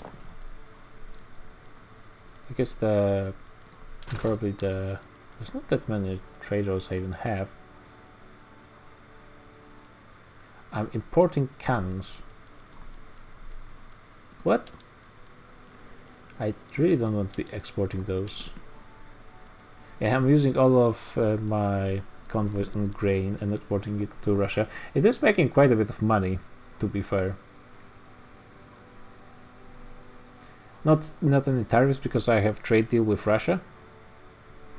But this money is going to POPs, so it's eventually filtering to my population, which I'm not taxing for the most part because I don't have enough taxation efficiency. So maybe it actually doesn't matter that much. This is another thing that would probably need to be really deeply something. Yeah, I think it was only the conversation. I am gaining a bit less money, but at the same time I'm like increasing my numbers of army and so on, so it could be that as well. Hard to say.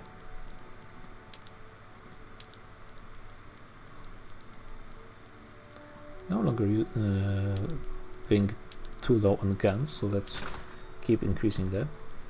Yeah, importing a fair amount. Because I'm going to be building quite a few guns pretty soon. I did lose a fair amount of construction. Yeah, I guess the play is you don't build stuff in the south, which is annoying. Having the kingdom usually feels pretty good, but wait, glassworks. Oh, I guess probably all of my dye production is in the south, obviously. Let's make sure they have a ton of irregulars. I think it doesn't really matter what I take. I just want to finish this era so I can... actually going for banking would be at least giving me something with minting.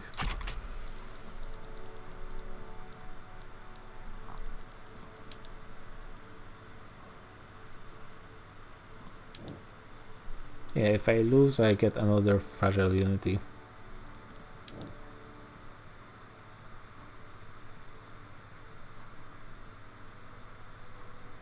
Yeah, winning Opium Wars, it's nice that it makes the progress bar retreat, but at the same time, it's something that is going to be happening pretty much at the start of the game, so you're not going to have that many points. If any. Yeah, I mean, in theory I have good numbers advantage, but the minus 50% penalty that's applying to me, and I think it not to them, might be a bit of a problem. We'll see how it goes. Let's upgrade those as well. Wait, what? Oh, it's showing line infantry. It's always this kind of UI is always confusing me.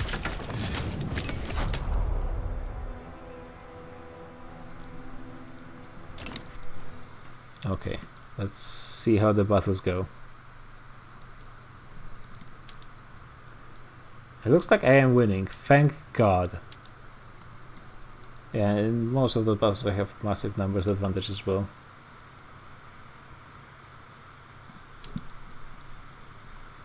Oh wow.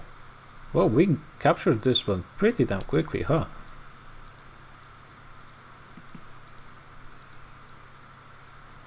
How did this capture happen? I don't think there were any battles going on there. Or maybe there was a front line with Tibet that was actually separate, but I didn't notice anything. That was surprisingly quick.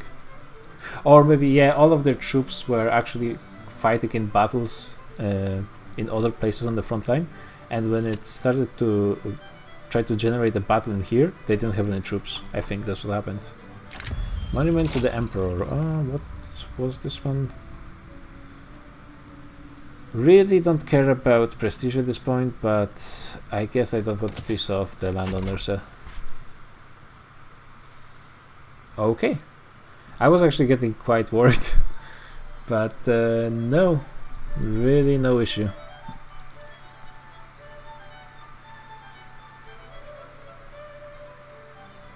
This makes me wonder.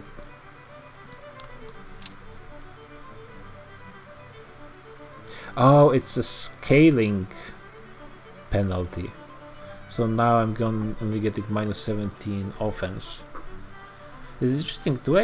After losing the Opium Wars, do I no longer get the defense penalty? Currently I have nothing negative from to defense, so my troops are as strong and defense as anyone else's. And 17 offense is much better than minus 50. Typing Rebellion, minus 90% war exhaustion and casualties. If I actually keep that, that's pretty damn good. This means I pretty much get no problems with casualties and war exhaustion, which means much easier wars. Because war exhaustion is very important in most cases. Am I building stuff? Yeah. That's an important thing to always keep in actually constant production. Oh, okay, now we have agrarianism. Now we're cooking.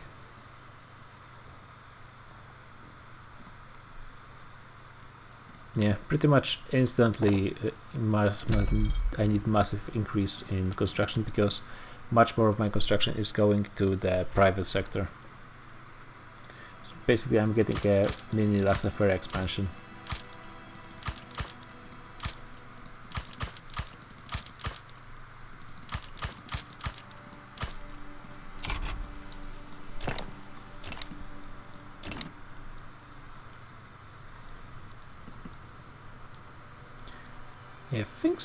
Yeah, I was really worried about this one. I didn't notice that the penalty from the Opium Wars is decaying, and also I might not have a defense penalty after losing the war, which would be also pretty huge. Meanwhile, France is not doing that great in invading Japan, apparently. Yeah, when you're trying to naval invade into massively bigger numbers and you don't have a plus, like effectively plus 50% bonus against them, it's much more difficult. Who'd have thought? Yeah, it's looking like it's slowing down, but it's just there's less battles going on, so things are taking longer to get cleaned up. No, this one. Just get them out of the way, please. Thank you. This went really well. I wonder what's the underlying mechanics of the Heavenly Kingdom. How do we make them bigger, smaller, or can you even make them bigger or smaller? Because if I were to play Heavenly Kingdom, maybe eventually, who knows, that would be something that I would really want to know. Because there doesn't seem to be any way to prevent it other than preventing Great Britain from gaining Hong Kong and beating Portugal for Macau, which is effectively also fighting Great Britain. And someone is going to this front line. Thank you.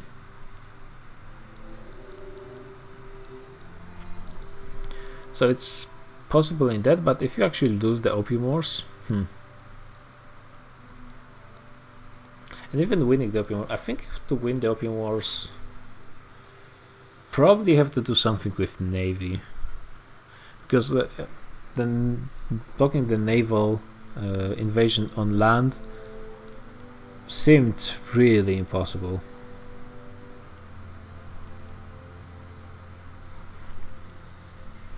Definitely there used to be some exploity ways to just spam ships and like spam battles so they can never actually land until the war ends. But even still they had like 25 or 30 ships and I have 15. But you have no construction at the start as well, which is a problem. Where are you guys going? Okay, you're just chilling.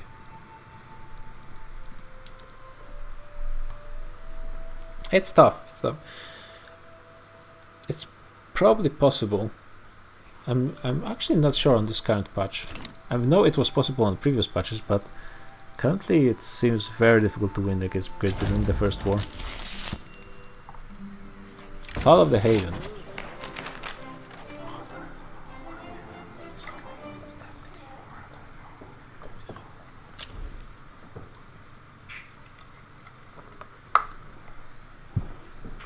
So I can massacre them and everyone will hate me.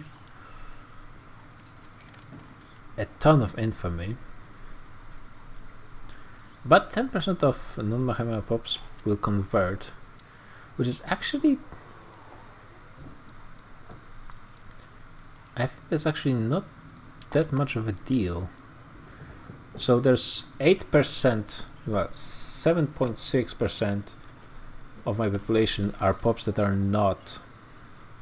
So effectively I will get less than 1% of my pops becoming the religion, including those non like animists and other religions. And I will piss off a lot of people, which I don't think would matter that much, but getting 20% Protestants, pops becoming more loyalists, this actually seemed like not too bad of a deal. Yeah, doubling my loyalists just like that, and also reducing radicals a little bit. Seems like that's the better option, at least for the time being. And I'm making a ton of money. Wow, that's going to be a pretty huge expansion of construction, huh? Again. Yeah, I don't think those parts are actually fine. This is okay, I guess.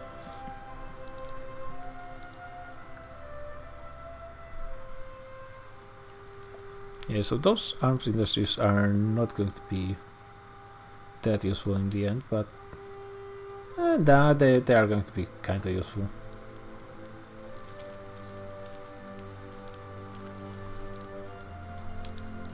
What? Excuse me? Is it? Yeah, I never know what this... What?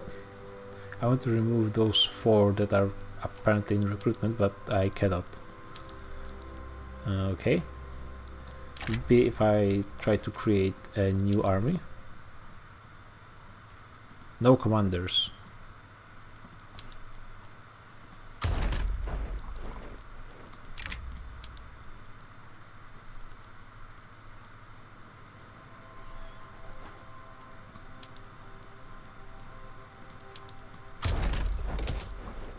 No, they're still there. They're gone here.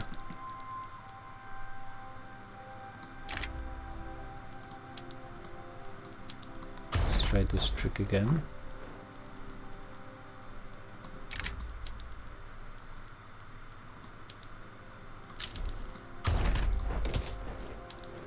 Yeah, I am cleaning up those additional units in this very silly way, but it's happening.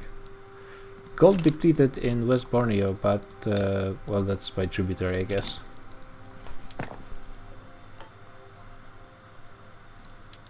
Yeah, I'm starting to build almost, well, 3.5 buildings at the same time with private construction. That's not nothing. Well, compared to my population, it's pretty much nothing, but compared to other powers, something. My GDP is actually lower than before the rebellion, but that shouldn't be for too long. Maybe I should just start massively producing opium for myself. I mean, I think I could. And like within the game logic, it's actually... Why does minus 50%? Oh, wait. No. Why is there... Union hates me that much? Oh, because they lost the Opium Wars and they're pissed about this. Is it just Yunnan?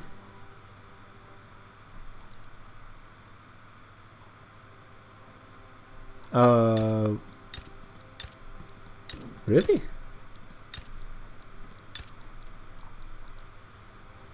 Yeah, Manchu apparently it's not a...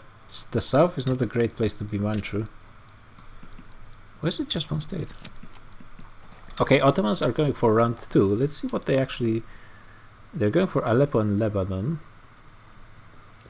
And yeah, this state and this state. So they will take this.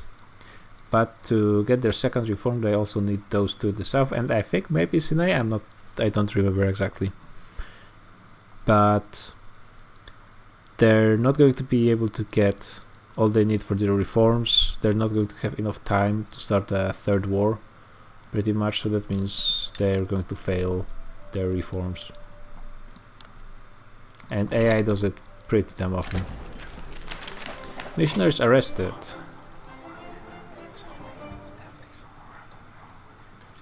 I mean, I don't mind them disliking me a bit more. It's not like it. It's not like they like me in the first place.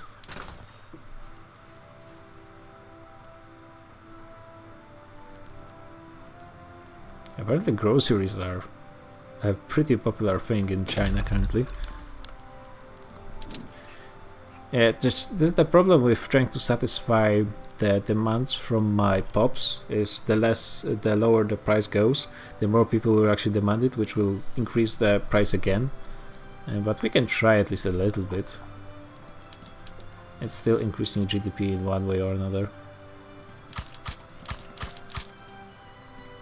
Sure.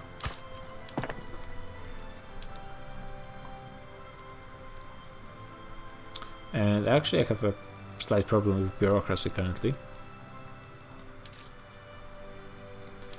Let me actually check my production methods for... Yep. Seems like this was a good chunk of the problem. Really don't need any harvesting tools currently.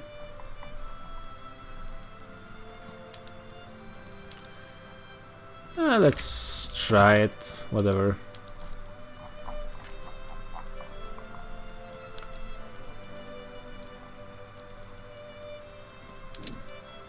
Let's get a few shipyards somewhere. They are pretty expensive for construction, but I think at this point, thinking that I can employ trying to employ everyone, I would be building lumber mills for the rest of the game.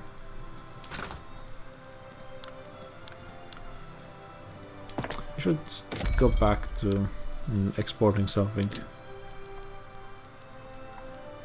Still not sure if I'm actually gaining anything from it, but I think might as well.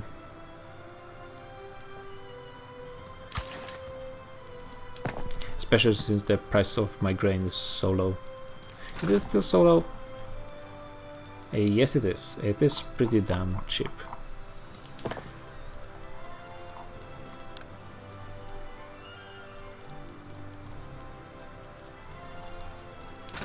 Shouldn't there be a problem with clippers? Apparently not, as much as I thought there would be.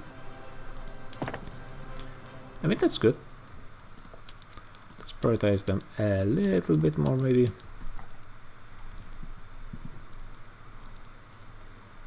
Probably should get something for the bureaucracy.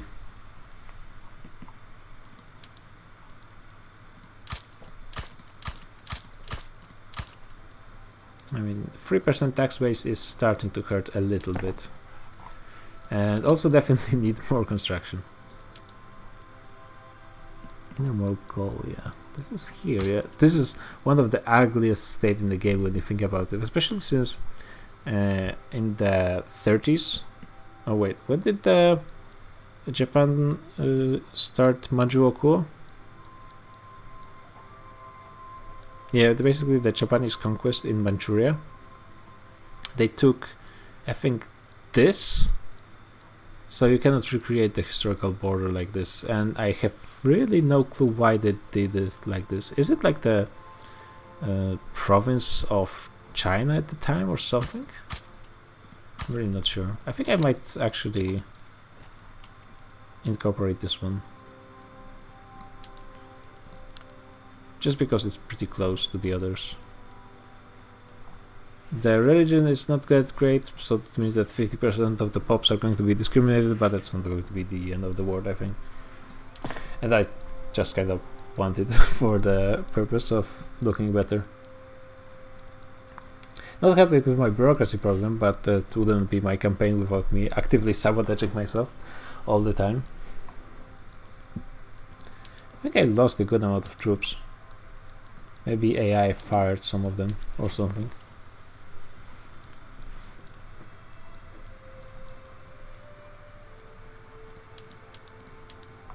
Wait, what?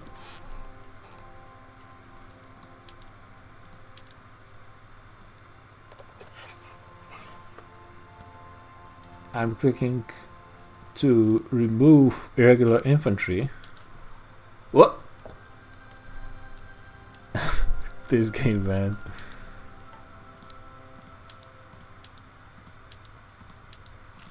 What is going on? Are you seeing this?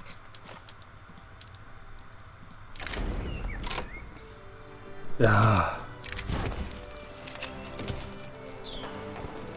That was interesting. No, it didn't add anything to the construction queue. I was thinking for a second maybe it's adding army units to construction queue, but no. That was just really, really weird. But I guess that happened. Okay, I think I'm over 200 construction at this point. The private construction is doing its thing pretty decently.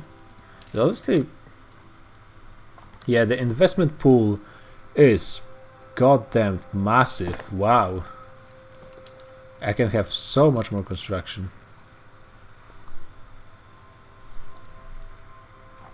Yeah, but I think it's pretty soon time to be getting a ton of universities in some place.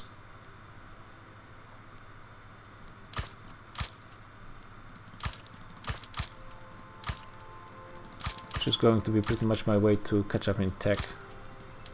I think as long as I'm building, construction sector is pretty much always a priority, I think.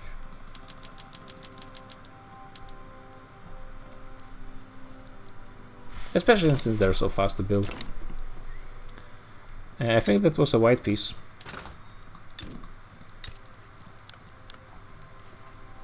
Yep, not particularly surprising.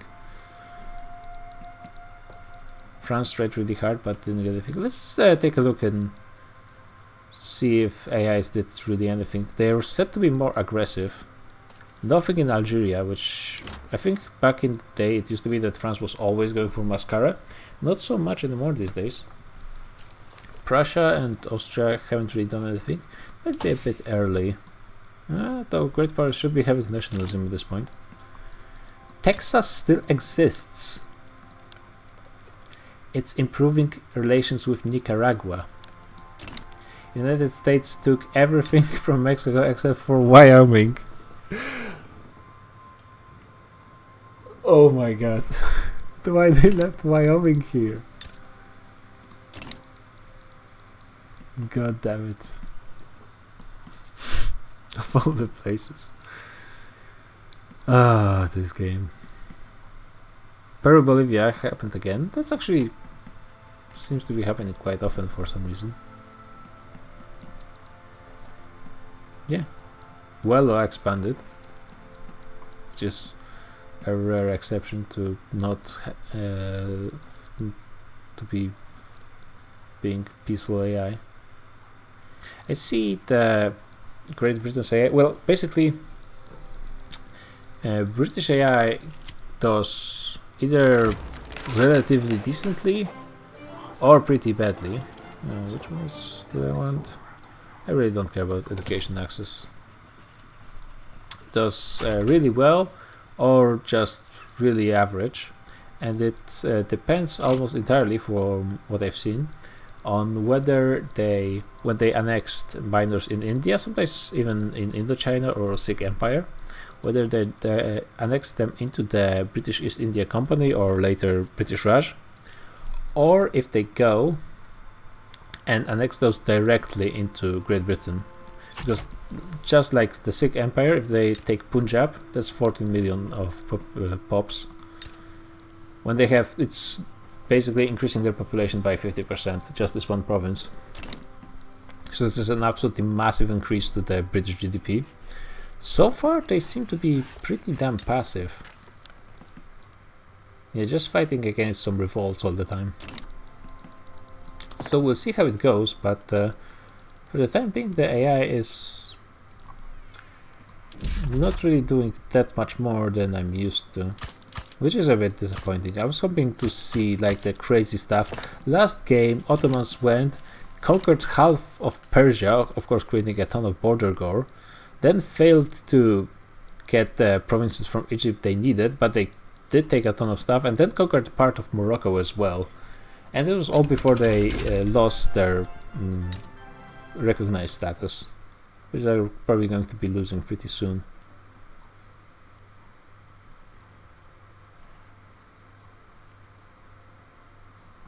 We'll see though. What did I just get? I really paid zero attention.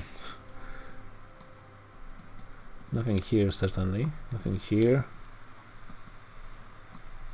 I have no clue what I just received. I don't think it was colonialism. I think, yeah, currency standards irrelevant for me in the current situation. What's the current price of lumber? Because that's the thing, my construction sectors are only using wood. And tools, maybe no fabric. So eventually the price of wood is going to be increasing. But for the time being it seems to be fine. Oh, sorry about that. Let's make sure that doesn't that sound doesn't happen again. Okay, should be fine.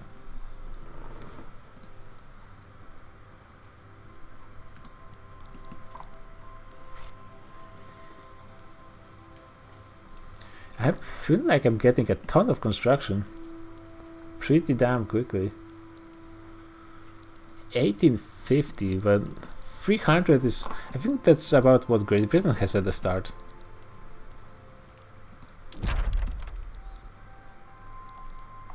Yeah, seems like China is pretty damn strong, huh?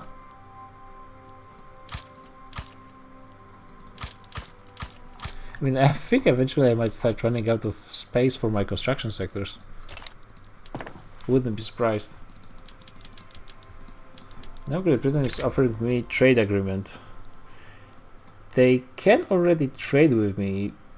Oh, well, actually I wanted to accept, but hey, maybe you guys still want to, maybe?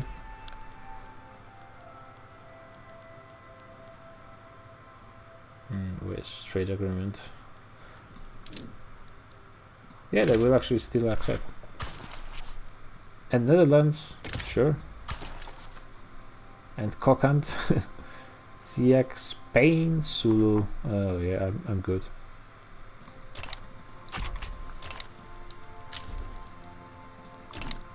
I'm not sure what I will be exporting to them or importing from them because I don't have any convoys.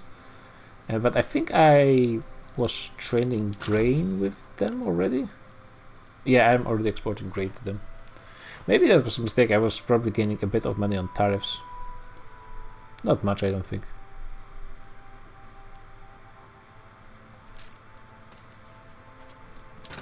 Yeah, I think I'm the world's top producer of grain, maybe. I mean, the only possible competition is India, of course. Yeah, number one. Not surprising. Oh, by far, actually. Way more than India. That's actually a bit surprising. I guess because India has... No, that's the sustenance farm, so they should be producing food one way or another. It's not like I have... Well, actually, no, I do have like triple their population, yeah. Yeah, pretty close to triple. Still can get more construction sectors. I think I will have to prioritize railway a little bit more, I guess. Because I will be, I think with so much construction, I will be needing more infrastructure pretty soon. This is an overkill, but yeah, I want to be losing money. I have way too many gold reserves and have no real use for them. Actually, wait, I have this ruler folk still in the government. Can I get something from them? Not really this. Don't really care about those. I mean, it would be slightly better to have protectionism than mercantilism. That's an option. As opposing the landowners is going to be a bit too difficult. Maybe I should go for police now. It would be easier to get the bureaucracy needed. Actually, yeah, I think my population must have increased quite a bit because I no longer have the institution I used to have, and I'm still below bureaucracy, and I started like 400 above. Yeah, let's go for protectionism. Basically, it's not for trade or anything, but the reason it's better to switch out of mercantilism is because your trade centers will gain a better production method, so you'll get some more capitalists. That's basically the only reason. And maybe I will go a bit more into trade this game. Seems like China is, when it comes to economy game, is going to be quite a bit easier than I'm used to. Wait, my fleet is gone. Heavenly Kingdom. What did you do with my fleet? Yeah, I will be losing a bit of money, but that's absolutely fine. More missionaries. Great.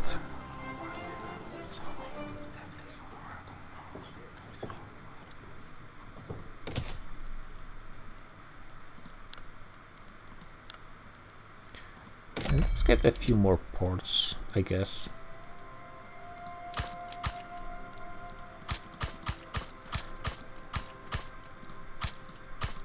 Actually, something I haven't paid attention really, because for example over here, yeah, it's Dalian Bay shipyards throughput bonus.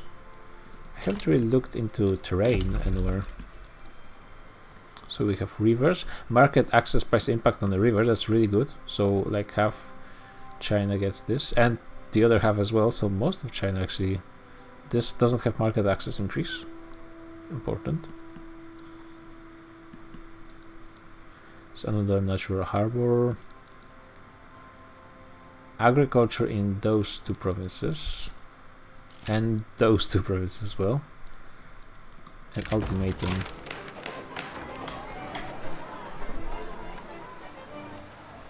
That's not great.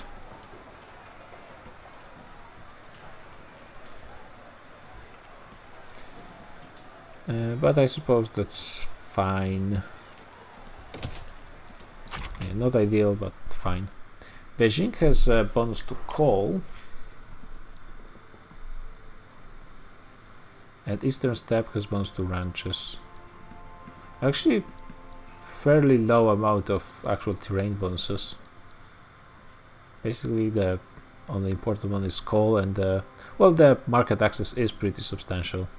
And actually, if it wasn't for those rivers, I would have much bigger issues with infrastructure currently. But that's actually pretty relevant. And pretty important that I do have those bonuses. I need more government administration, actually.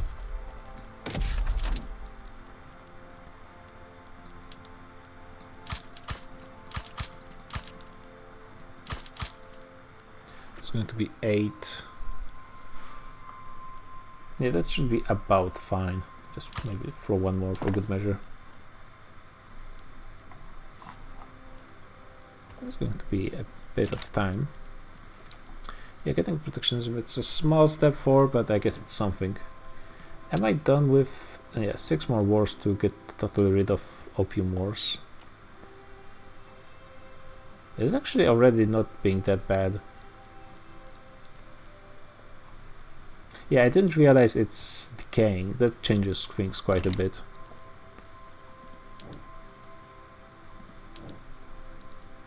When does this end? I need to conclude the Boxer Rebellion. I have no clue how that works still. So hopefully eventually I will be able to find out. No longer recognized power. That's... I mean, that should be pretty easy to achieve, I think. Once I will be able to switch my economic might into military. I think I will be able to crush most great powers. And another journal end with stamp out monarchism. So really, I don't really know anything. The question is, which great power? I mean, Russia would be pretty easy target simply because it has a land border. But at the same time, going for London might be interesting because it's a coastal state, so still as well pretty easy target.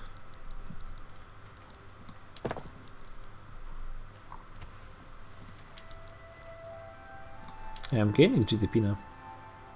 Quite quickly as well.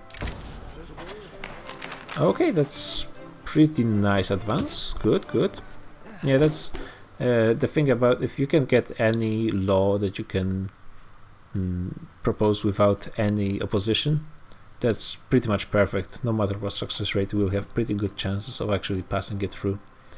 So always good to go for those.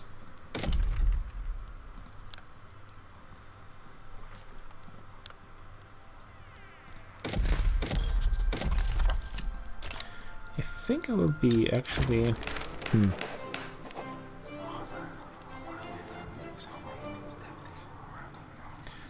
Do I want to focus a bit more on military and try to get rid of those 2 states in here as fast as possible? And getting my recognition as well. So apparently if what Marius told me is right, I should be able to get my recognition simply by occupying Hong Kong. But I'm not sure if it counts as a complete state or not. It's hard to tell. In game mechanic terms, well, actually, petty ports sometimes get treated as entire states, sometimes not.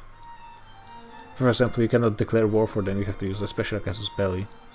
Which, I mean, you always have, but that's one way the game treats them differently from normal states.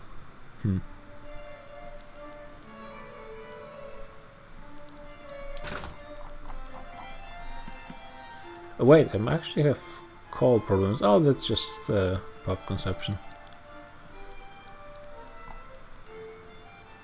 Still having issues with opium. I don't really want to be building opium farms. They would be actually be useful in one way because there would be more aristocrats who are paying most of the money to my investment fund. And farmers are not too bad either. Got empirism, yay! Yeah, the big issue are going to be institutions, no doubt. Yeah, well, I mean, at least this time my bad luck is I'm getting huge increases to a percentage chance instead of getting actual successes. In the previous campaign with Spain, it's there's been some rough things when it comes to passing laws. Oh wait, I'm having money because I'm not building. I think it's time to get some universities. So it's one infrastructure. Do I just start dropping 5 everywhere? I probably want to have like a super university somewhere, so it gets the bonus from of throughput from economies of scale. But I also want some universities pretty much everywhere to give qualifications. 5 is starting with pretty high, but I think I can afford it with my current situation. This should solve a ton of problems with qualifications coming from my low literacy. This will also cost quite a bit of money, but I think my economy is increasing pretty quickly. No, it's uneven. Okay, let's go for this for the time being. That's already quite a lot. Oh, I forgot decrees are part of the game. Though I have so many states, there's probably no real reason to get any. I really didn't feel the need to go for anything. I think when it comes to China, taxes are just so much better, simply because, well, you have giant population.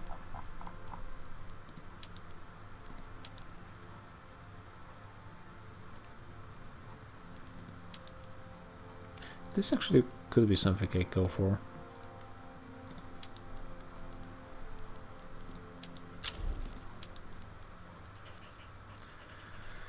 I could get this, but I really don't need more glass. I start with a ton of glass production and there's not really much useful. What is glass even used at this point of the game? Urban centers. Yeah, there's really not that much. They are upgraded. I could get gas streetlights. And I think that would be a good idea. I mean, I'm going to be out of coal, but that's pretty easily solvable.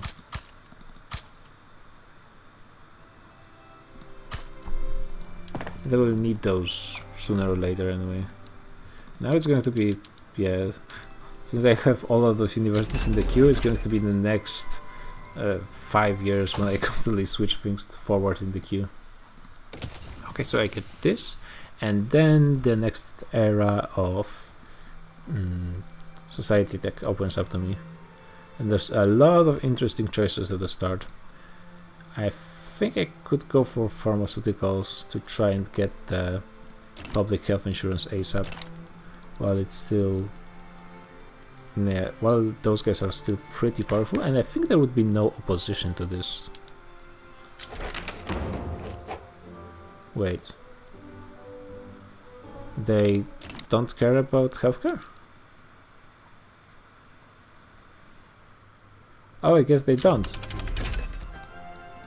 Well, this changes things. So that means there's pretty much no one for or against. Yeah, there's only industrialists care at all about healthcare. Yeah, there's nothing to be done about healthcare anytime soon. But maybe schools? The intelligentsia is also irrelevant. And do they not care about this stuff? No. They don't care about education nor healthcare.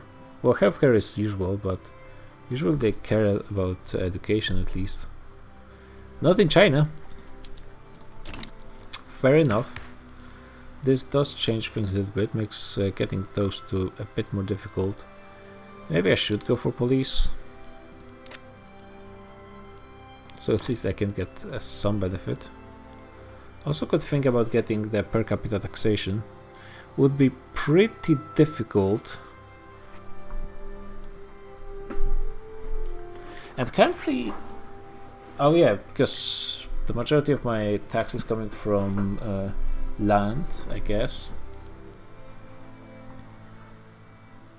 I would be actually losing money. So I guess currently I just don't care about the tax changes. I guess changing from serfdom would be really nice. Even to just tenant farmers, but there's going to be such high opposition.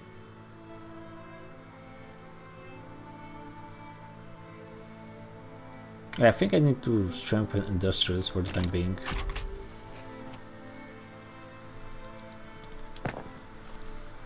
And it should be like building 6 buildings at once in 1853. Like, I really wouldn't be surprised if I reached like 2 billion easily GDP, if not more. Like maybe even 10 billion. Hopefully I'm not sounding really stupid, but it really feels like my economy is going to be exploding in this game. Unless I hit some kind of resource bottleneck, which actually might happen as well. Even with basic resources. Yeah, I'm starting to lose money, but really not relevant amounts. Universities will help me with my innovation and help with qualifications at the same time, so I will not really have to care about literacy. Though usually keeping literacy low is good for pop growth, but I really don't care about pop growth. Like absolutely not at all. Because I think it would be good if I actually managed to give jobs, everyone a job by the end of the game. But even that might not be possible, honestly. Especially since I will be probably doing some expansion to some pretty populous regions. Like I mean Java over here, that's some pretty populous provinces.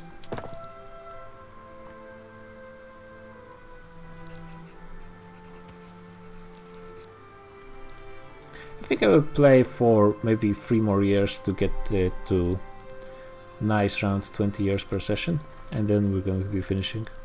So it should be pretty soon.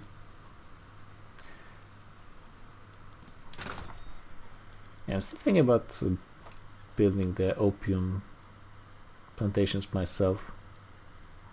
Just, you know, mostly for the RP, to be honest, to cut off the British from trade. Is anyone doing that much trading? If I see all trade routes by country, actually by units. Russia is importing an absolute ton of wood. Wait, so in this case that means that they are giving me all this wood? This actually changes. Damn! Almost half of my wood. That's very rare to see AI do this much trading. And then yeah, there's the British trade routes with luxury craft and silk are actually quite numerous for AI as well. And then we're going down. Yeah, I'm using way more wood than I thought. If it wasn't Russia, and they started this one on their own. If it wasn't Russia, I would be in a pretty tough spot. It would be much slower to expand those construction sectors. So hey, thanks Russia. Maybe I won't invite you to get my recognition. And I have pretty high price. Yeah, just the pop consumption is 8k. It's oh no, the Norwegian relations. Those events are kind of annoying because they're keeping the same pretty much, and even if there's small difference, they feel the same.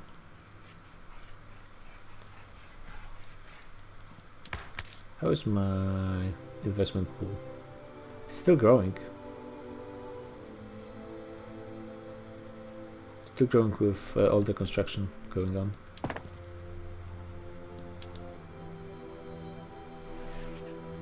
They are building some opium plantations on their own.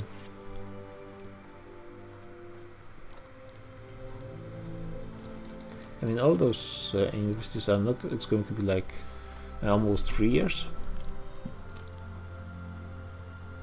But actually less, because yeah, I forgot that this shows very strange way sums up government and private construction despite them happening in parallel.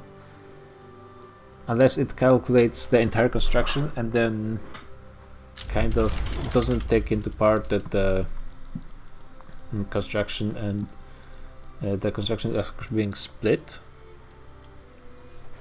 Not sure if you understood what I mean, but oh my god, those guys are having some trouble.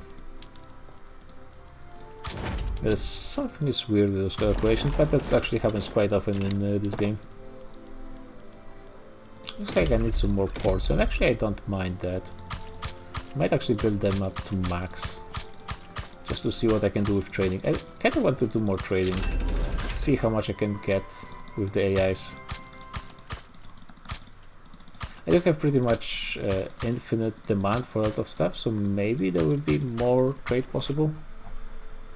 Yeah, this is way overkill, but I just want to try. See what happens. Okay, so I'm done with this. I think going for Central Archive is going to be good. It's not going to be that much money. It's a fair amount of money still.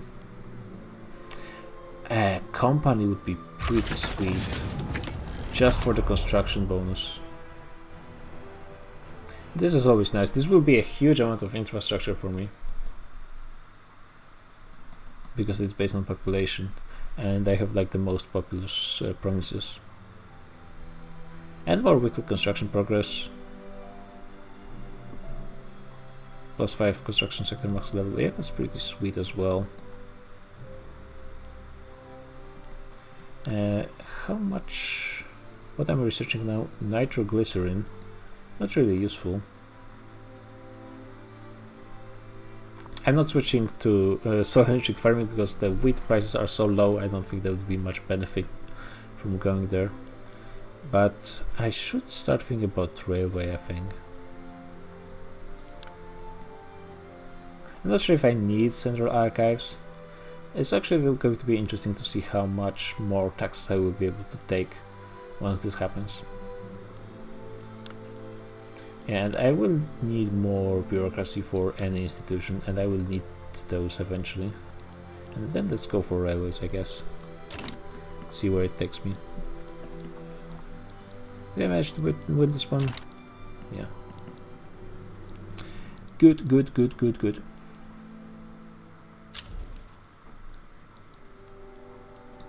Let's try to get the police.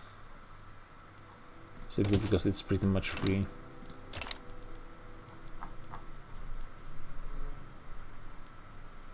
The French are going against the Shogunate again. Really don't think they're going to be doing that much better. Nothing happening in Italy, nothing happening in Algeria, nothing in Russia sides with France. Okay, that might be changing stuff a little bit. They don't have that much navy, actually. So I'm not sure. Sakhalin still exists. Huh. It is... Oh, it's... Chiefdom. Never mind. I thought it was an actual nation. Texas still exists. Wonderful. This is actually really weird. I don't think it was supposed to happen. Well, Wyoming is also not supposed to happen, I don't think, but well, here we go.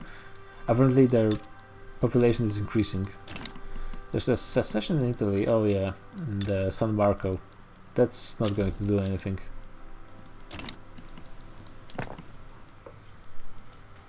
I think I'm definitely going for too many things at once, but I think I'm growing so fast. I just might trade, because I'm going for trade, I'm going for universities, and I'm also going for more bureaucracy for the institution.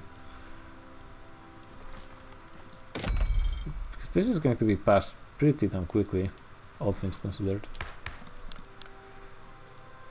Actually, I think I might kick the Royal Fork out of the government, just to go to 100%. I could get Confucians in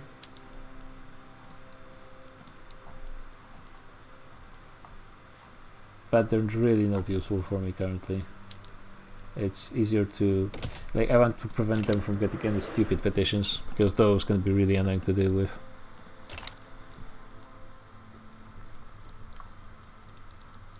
Yeah, the GDP is increasing quite steadily. Basically since we got agrarianism. Oh yeah, I was kind of interested in...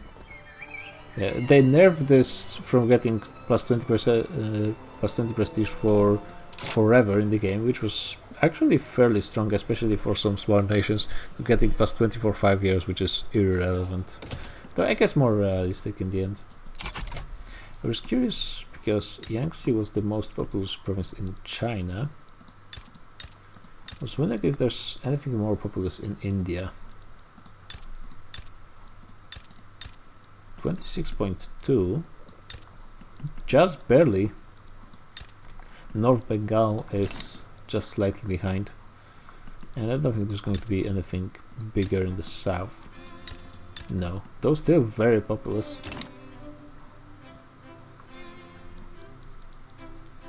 Yeah, so I have the most populous state and the biggest number as well. This is going to be done really quickly and have not at all enough bureaucracy. And running out of infrastructure.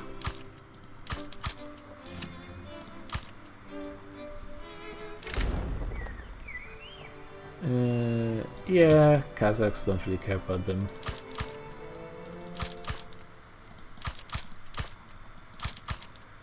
Yeah, I don't think this many government administration is even close to covering it, but got to start somewhere.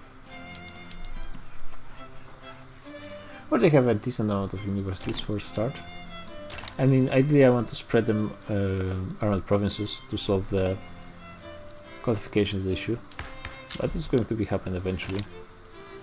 Probably have to focus a bit more to limit my amount of tax waste. Yeah, tax spread is increasing.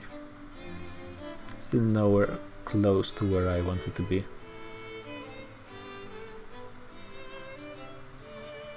Getting that minus 25% is pretty significant actually.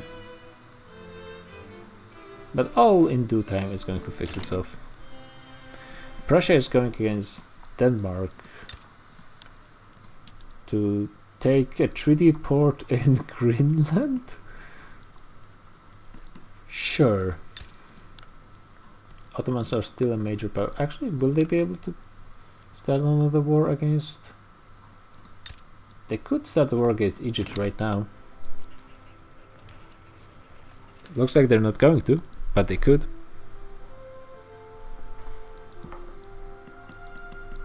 Well, this is going to be an issue.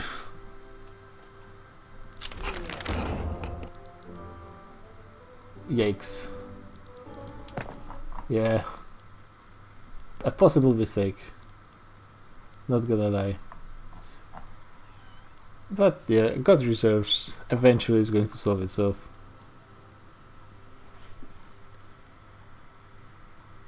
I will really need elected bureaucrats, which is going to be difficult. Actually, armed forces support them. Do they always support it? No, they're Republican, that's why.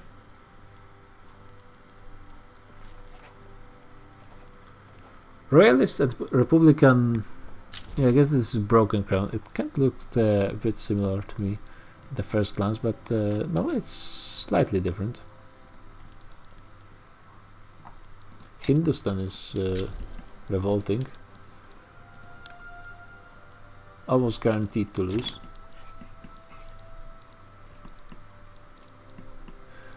The Denmark treaty port is going to be very interesting to see.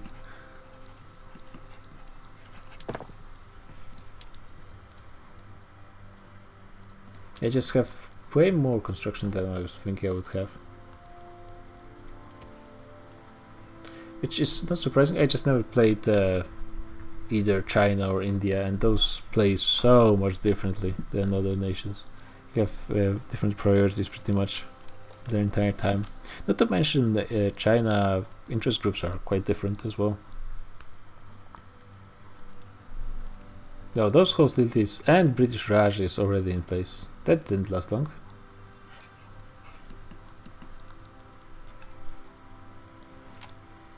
Okay, we're slowly fixing the issue with current administration. We'll probably need a ton more.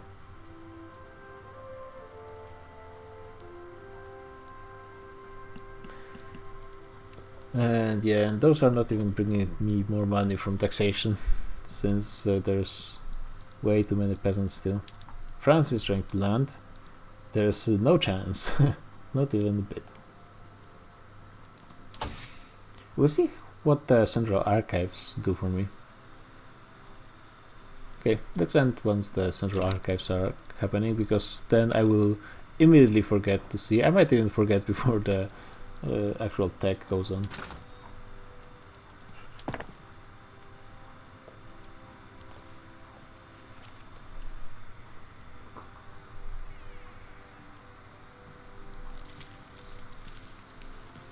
Those two agitators are really not doing anything and are occupying a spot that could be used. Oh, thank you.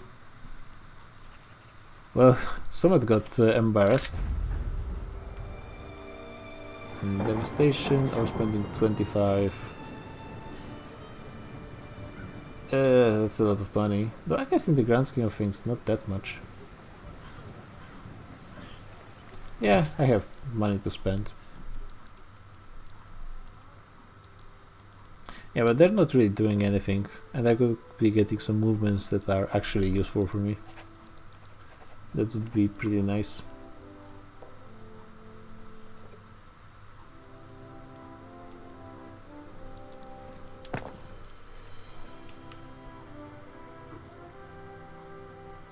Yeah, it will definitely need a ton more colonial administrations.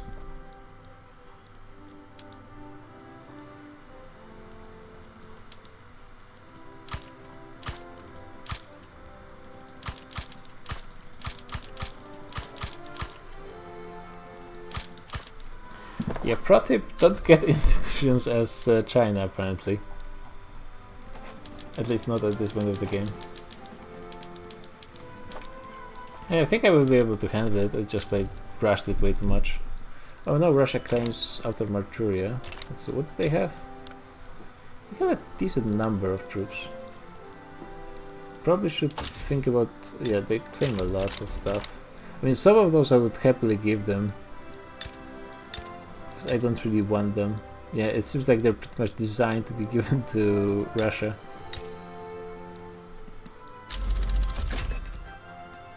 Okay, so 87. Really not much of a difference. Almost not at all. Though it does mean I can, yeah, switch to this. Which might be a significant change. Let's see what happens when I switch to this.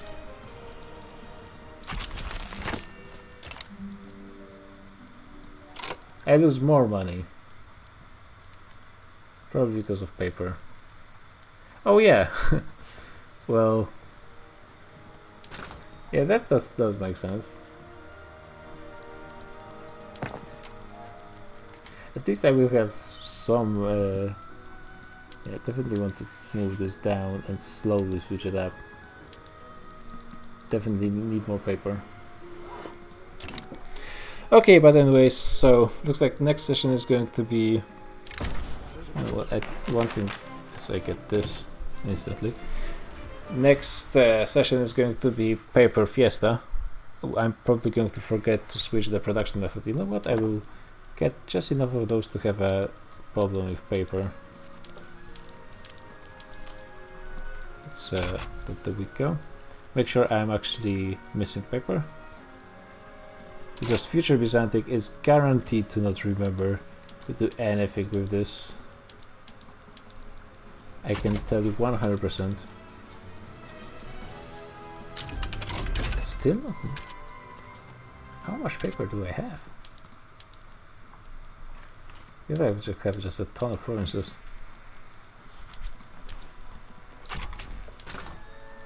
Yeah, now I'm missing paper. Perfect. Great. exactly what I wanted to achieve. So yeah, this is going to be it for the first session. China is definitely not what I expected. Like, the events were actually quite punishing and more difficult to avoid than I thought, but actually I'm still just powering through no matter what. My GDP is steadily increasing, my construction is getting pretty high, and it's just the start of the game. It's going to only be getting faster and faster, so yeah. This is going to be interesting to see where this is going to take me. Next stream is going to be probably somewhere in the first half of the next week, maybe Tuesday, Wednesday. So yeah, see you guys then. Bye bye.